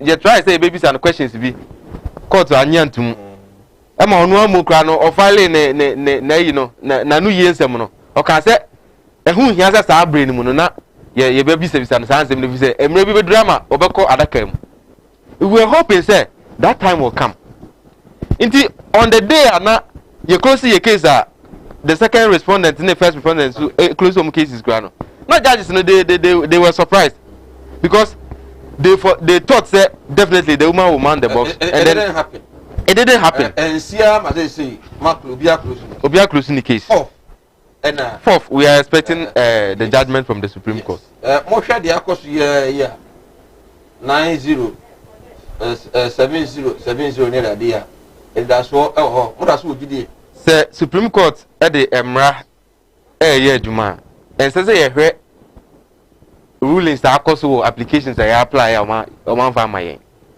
say ye the rule of law ni tum na ehunu say emra na ebu man ya me as a politician me hwe eno no enka say eno ni nti court no badwun akosei ana say omo anu yensem ana say omo mbebu akosei.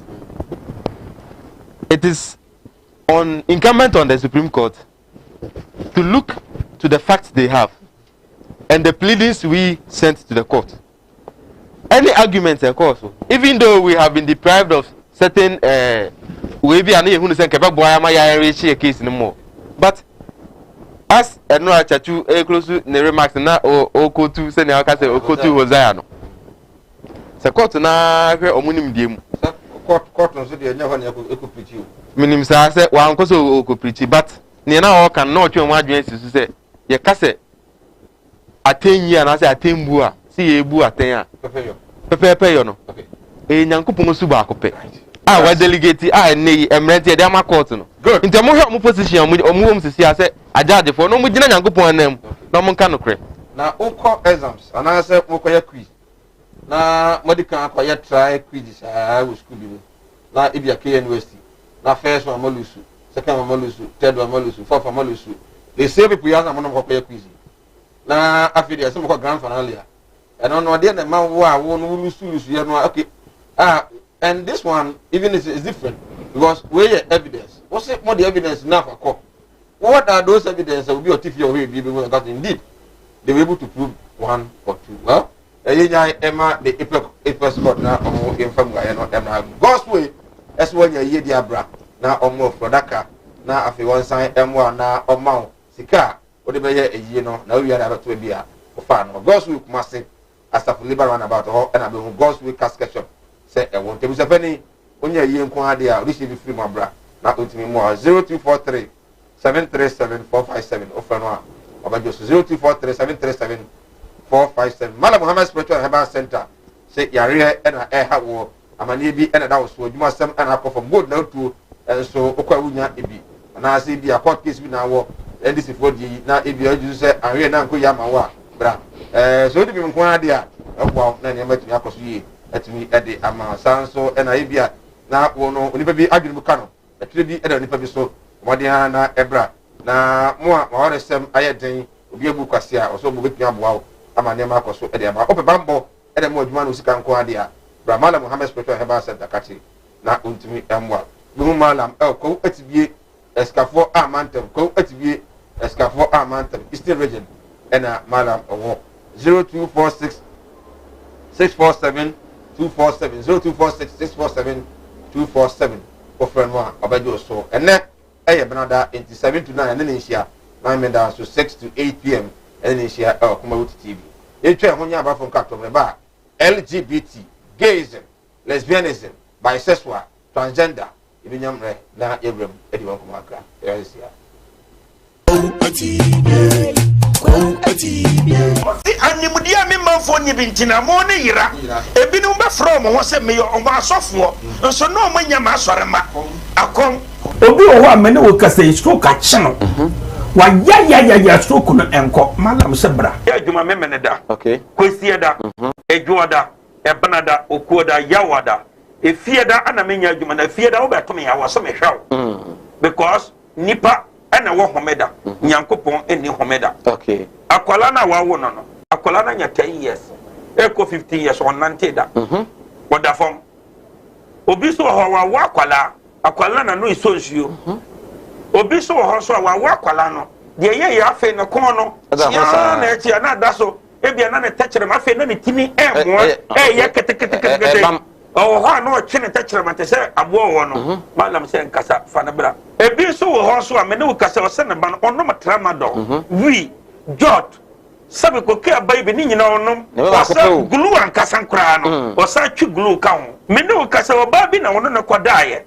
afede ye obe ma no kwati na twa wura mu a ase eya dan te se achichide eti malam se wo de abra oba bi ho na wode no aye den onu be ma hia pa na nsuo ni nyina saba bonten enti eno ntina ma onyem eno no wo ba me kire wo kwan no wo be ko say abeye mremremre okay wo ba nyim easily piaw so ho adwuru ene danta da bibo ano Malam Muhammad Spiritual Herbal Center ebenada bia 7 to 9 p.m. ene Inisia Kumawood TV na yenyamre enwura sunsumu eno suko na ohaw eda oso no malam hwe na onyi emfiri o emfa emawo etwere yare bia edam usika na ayira na hwe ojapade bi na obi enam kwa bi so age afiri nsem utu gold na opese onya emwa anaasɛ ebi akwantuo enema ayɛden ama wo ba no ɔda so dwonso anaasɛ akwantuo enema ayɛden ama wa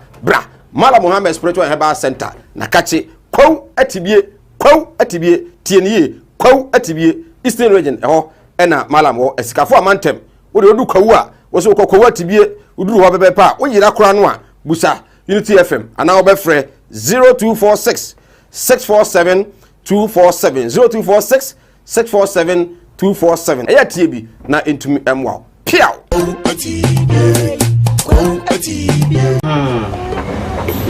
Well, right, yes, I am Akwaba. We are live on Kumawood TV, also on Facebook, Kumawood TV, YouTube, Kumawood TV. It goes so HTTP. It do come again, 0202668464.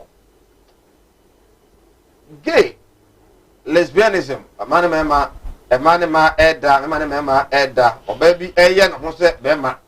Na what me any about for. Et mi eshemu hon komo na yedie e man for say on panim rem na o mekasa na yemu say ampa ani enye de ekoso no ehon e bi say it's too early e bi mo say omo right say no be some you no mo betumi aye because criminal act no kra no and said that susu twan say saade no yetumi enye e o my Ghana e sa na be brave e di for no enti ase but e mo so no say there be obi ano e wo the right abai and awesome.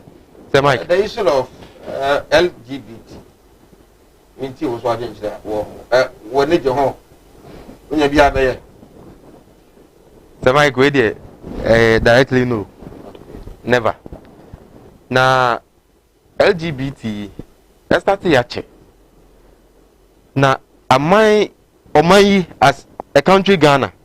Omabedi oman so no na aboa ya ma eni no yetimi still your position say we are not allowing such groups from moral background religiously and our ye community settings are your tradition bibia ni hono ma efo asa ene so nti I dey say ye hu obi ye identify obi saa ye betimi agi ni pa kro kra den atum.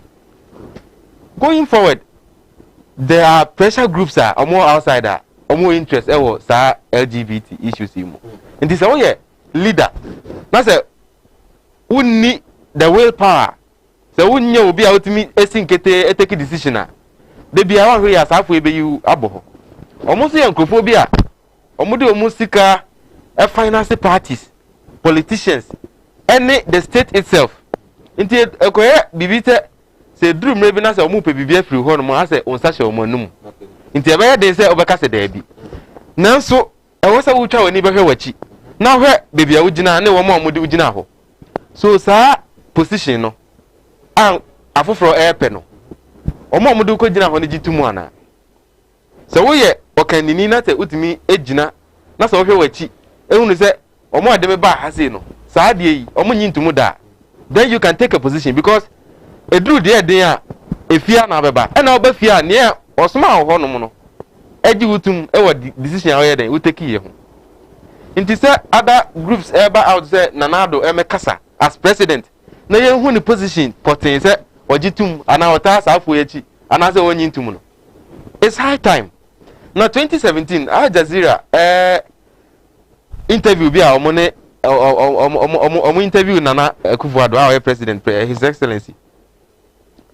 Mame no ano tutuyem no bisa no se edenti na ebesi nei sa gay ne lesbianism ne other areas no eye edaso ye illegal e wo woman mu Ghana na anu ya ode ma mame no o se ebrebi atwam ana ono no enyini e wo ono Nana Akufo-Addo enyini e wo UK ho no na sa emra no ebi wo ho sa se illegal but ekodu brebi a enkofu ko bi kika omhu bomu a omu eye baako epe se yagitum momo na aban ne hwe ya se omu ntimi nyina no no ombagitum ma abeye mra e wo UK ho nti ono ne hu ne se ne man Ghana so no ebetimi asi na enei na ono no ti ho na ye 2017 just 3 years ago no na ekuo bi anka omhu momu a omu push se yenyi sa de ne ntuma wo Ghana ha enti na na eda so ye den illegal but na me bisa me ho say enti na nka onya no yie papa bia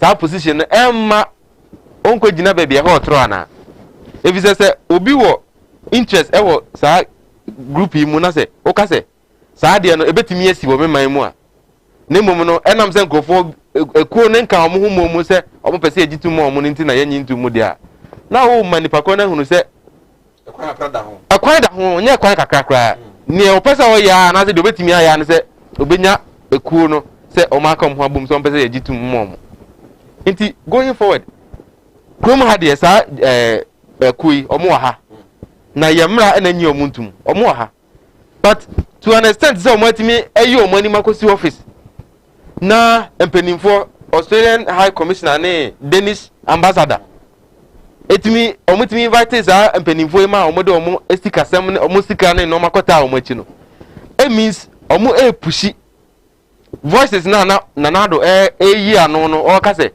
sa voice ni bi eni Ghana ha ntia no nti na ne enye legal no they are pushing for it but I only see here chire no ye hwe other commentaries are ebi deba CDD HK Pempe ono so de na adwen aba se eyeku a nipa na edon sa eku no nti se omo ye nipa no omo all right se ese titi omo fa hodie so ebia se bia o adwuma Kumawood TV o de ana se obi pe adwuma na se o ka se o identify ne ho sa ku ni mu a ese se o ka se sa ku na o don nti me ma wadwuma nye ana se bia wo efie wo dan a o de ma han na se onim se nipa no edon sa ku na o ka se me eku na o don nti me mfa me dan e ma wa han esa na wutiti asa nipa no e fa hodie so Catholic Bishops Conference omo president Most Reverend Philip very good conference ni nyina no anu die nsem ni se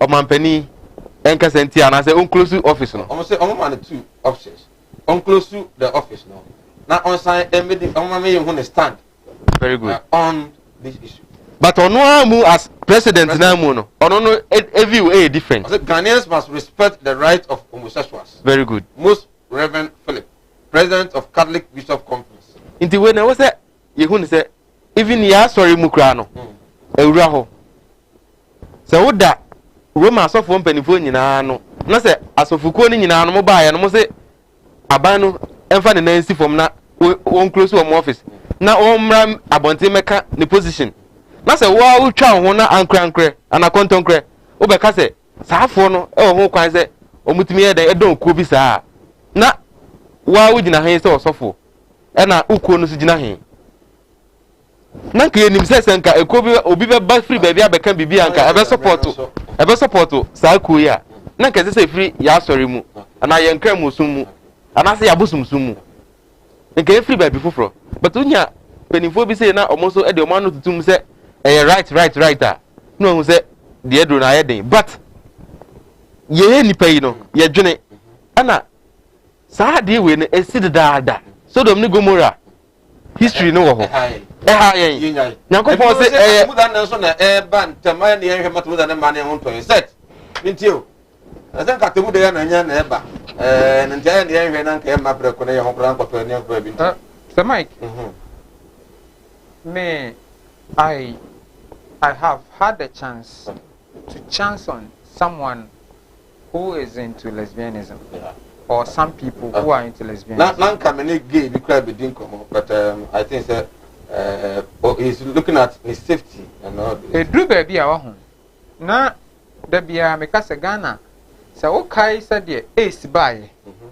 You see a year education on ace.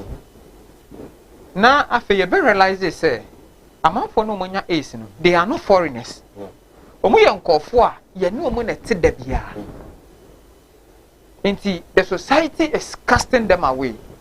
Na I will see a sign koyechi.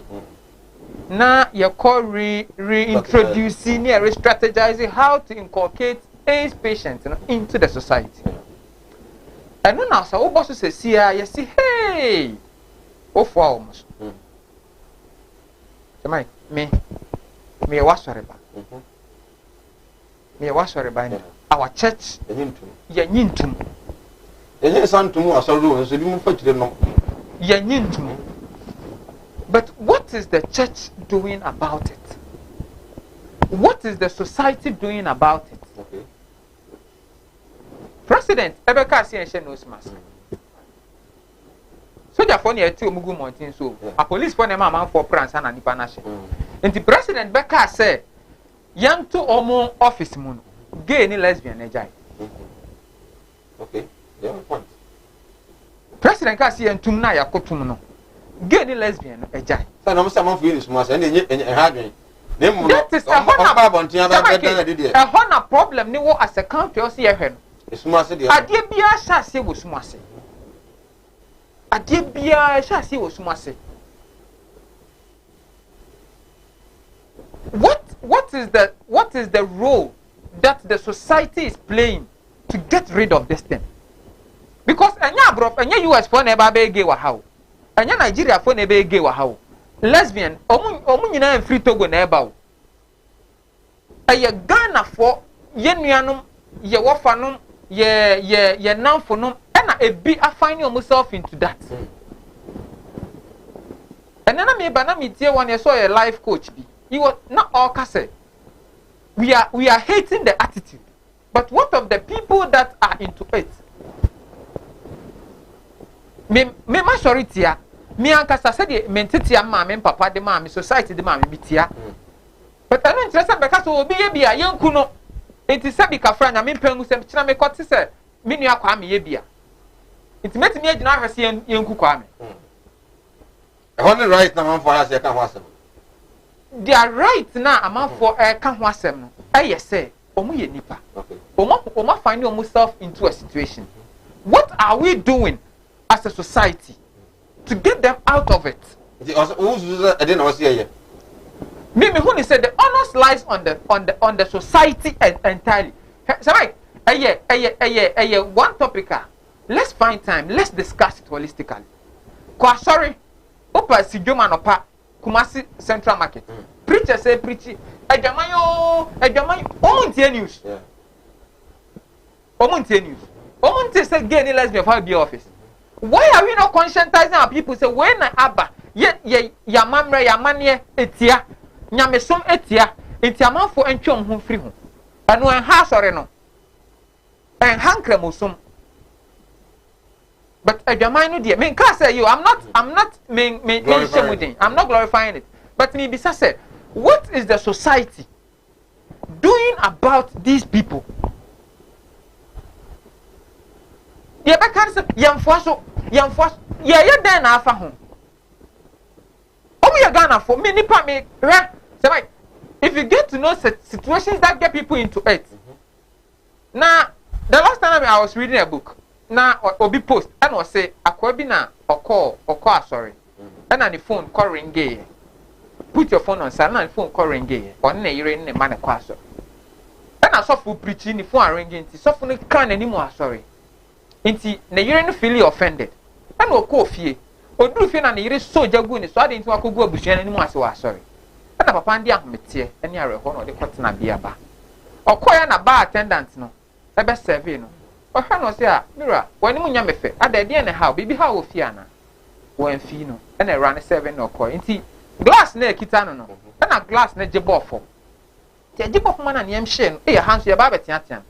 I want not sports near Nediano. Waba, oh, Mira, Kafra, ye, a cow. No, mamma, now sports near Indiano, Wakofa mob, ne pride, no, bet prano, and mobile, come. No, you, somebody, no, dear Babachan. Inti saa bia me ni asori ne ba ho no ehe na sa wo ni papa no ahe na beta akọ. What is the society? Me say Mike and am panin kasa 2013 30th January 2013 e bra na o ye later ye born in this gender minister or convert or say gays have rights, we must protect it. Let me phone lines no into 0202668461 0202668461. Please, where is Avam Ben Moshe? I can't wait to hear from him, especially on LGBTQ issues. Okay. Good evening, Sir Mike. I think the LPP man has it on point. What are you doing to those people? because they are also human beings like us. Okay, also, I don't know, it's a question you are asking. Was it, Sir Mike? I'm not blaming those who carried out the survey, but I'm also blaming Ghanaians. Okay, and also I don't know. Maybe I'm going to 0202-6684-61. 0202-6684-61. Bosheba and Misty go Zongo. In fact, the gayism issue in Ghana shouldn't be politicized because President Donaldo will never ever accept gayism in this country. My regards to Honorable Yao Osei Boahin, Esnafo North MC. Okay, Honorable Ate. It's very interesting listening to the other panelists. He seems to be endorsing gayism, which is not right. But David, OT the Okania or endorse we say, I'm watching you live. Thanks for the show. But then I do agree that the NDC has lost the battle. Let's leave it to the Supreme Court. Well, I think that some few technical challenges. Our alliance no. But okay, Mr. Tum. Hello, good evening. Hello, good evening. Hello. Good evening. Yeah, good evening. We are there free. My team will not come from 19. Why? My team will not come from 19. When you free so, but lower the volume of your TV. Phone are they free to home phone. Hello, good evening. Sir. Yes, sir. Good. Okay, that will be into. That's about the channel of the food. I can't make a sense that can be said. A true before now.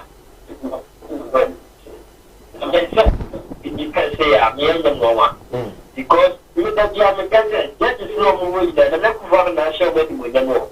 Can't you believe February? She said, we'll be at the local for I'm not going to go so grab with what you want to million. We could put in there. It's not true. 100%.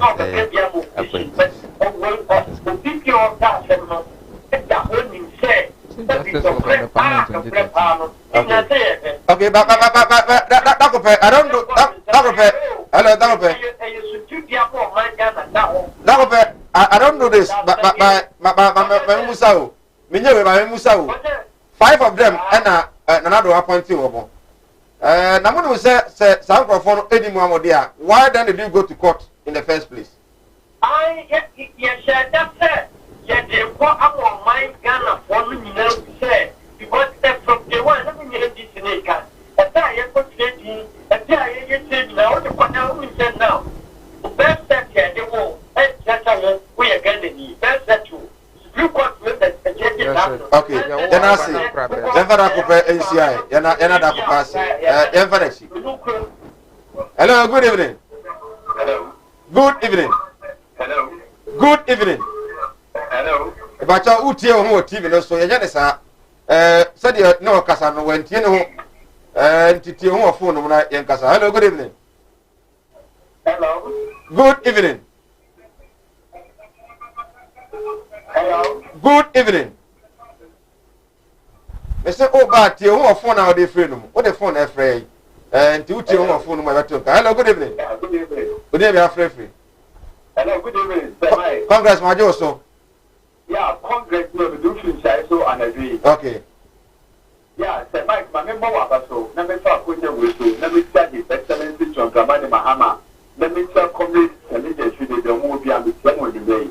Say Mike, I'm talking about being another down. So, you will kind. Because the comes to the kind. So, with the 2 of them and now you're sending love for you to do that. So, and that's the other. And no matter who for the students, I became in that that some my women and my dad go to that. But I can't tell my brother who for the say. I'm going to do my license normal for Nedma. Because there's to come and my for 2 years, we'll be a bedroom and the 20 years for 4 points about the 2 minutes about the dark of the window. And I want my special so I don't know what to do. What about the 2 kids in that about the 2? What the one day we end up one and then we show and all that and the kind of the woman that and the kind of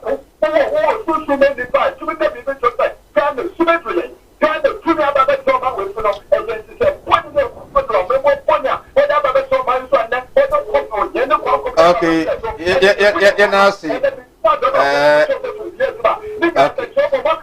Yeah, now see. It's one of the if you are yesterday. Hello, good evening. Hello, good evening. Good evening, Alfred. Hello. Good evening, Alfred. You. I'm going to oh, Mr. Sian, how about there? Okay. All right.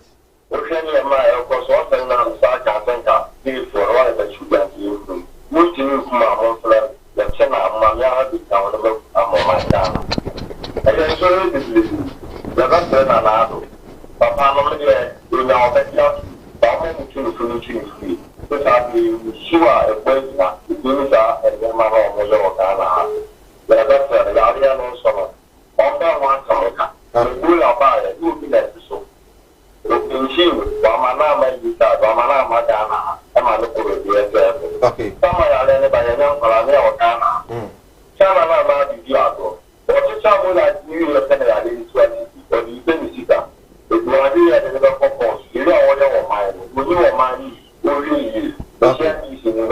Right, Sian, Yanasi, na Yantia, one microphones. Hello, good evening.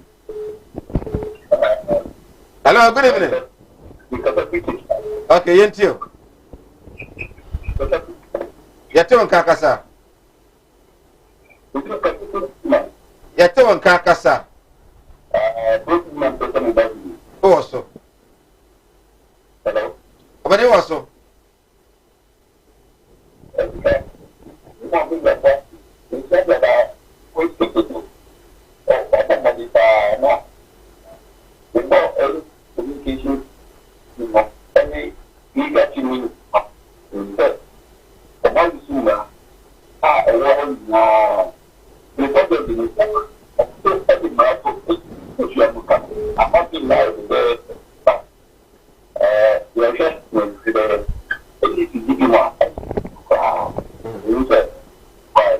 Okay.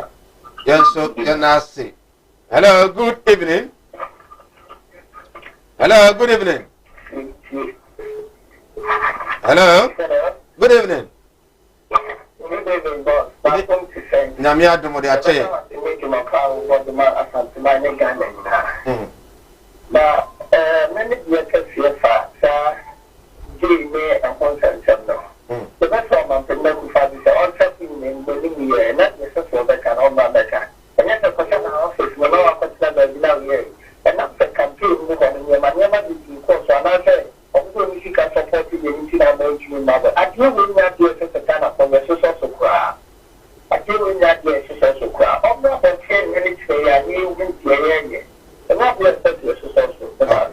Yes, so Yadasi. Hello, good evening.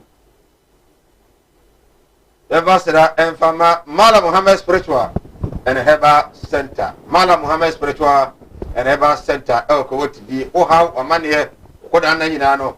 Paco Nambala. With a man so into me M1. Now, I dare back and it's Ebiana before a and I say, Ubi Edu Assassin.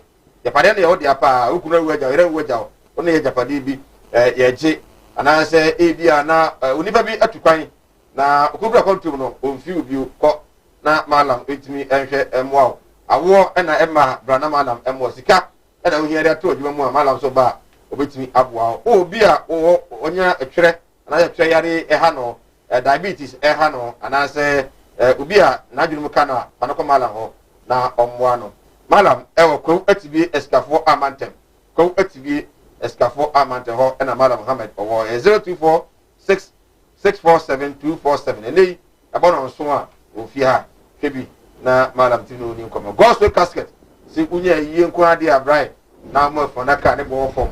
A baby fitty Unipa or free mono.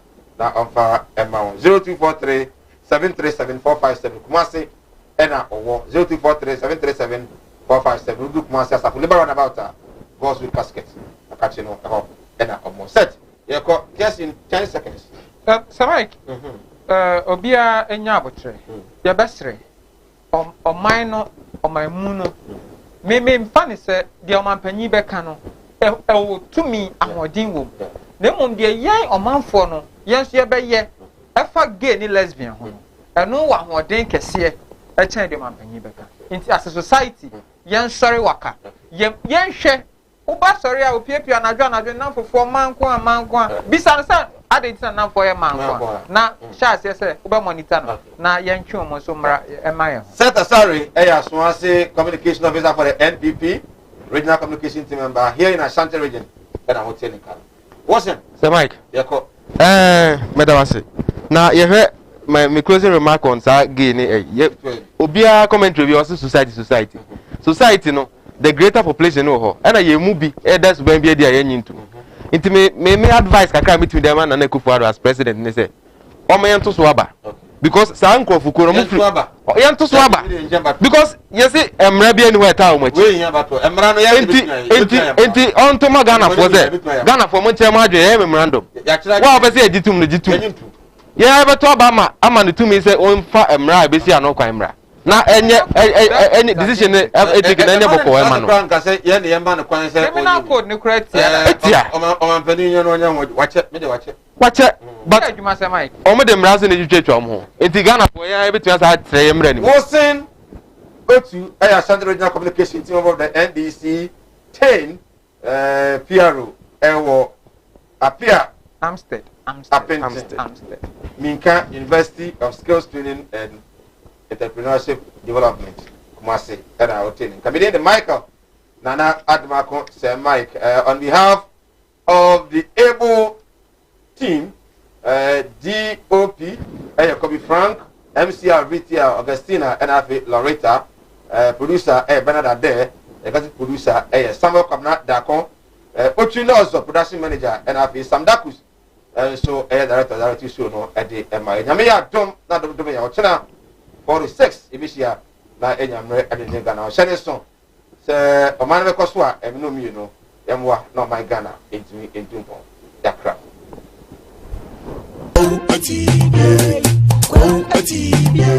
animudia me manfo ni bintina mo ne yira ebinu be from ho se me o ma asofo nso no mo nya ma asore ma akon obi o wa me ne wo kasa stroke a chino wa ya stroke no enko malam se bra ya adwuma me ne da okay kwesi da edwoda ebanada okuoda yawada efieda ana menya adwuma na fieda wo beto me ya wo so me hwaw because nipa ana wo homeda nyankopon eni homeda okay akwala na wa wo no akwala na nya 10 years eko 15 years on nanteda woda fom obi so ho wa akwala na no isonsuo obi so ho so wa akwala no de ye ya afi no kon no ya na echi na da so ebia na ne tachere ma afi na ne tini mo ye ketekete oh ho no chine tachere ma te se abo wo no malam se nkasa fa na bra ebi so ho so a me ne wo kasa o se ne ba no ono matrama do wi jot sabe ko ke abai be ni nyina onom wasa glue an kasa nkra no wasa twi glue ka ho me ne wo kasa o ba bi na wono ne kwadaye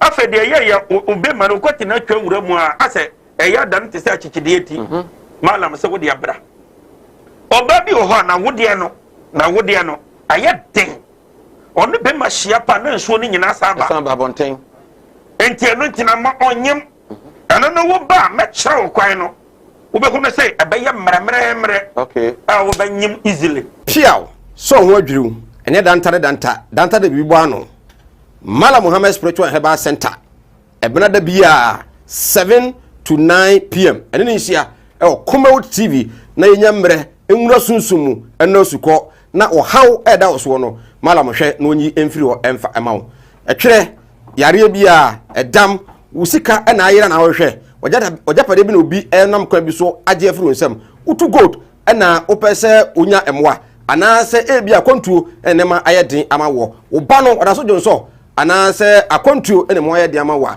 bra Mala Muhammad Spiritual Herbal Center na kache kwa atibie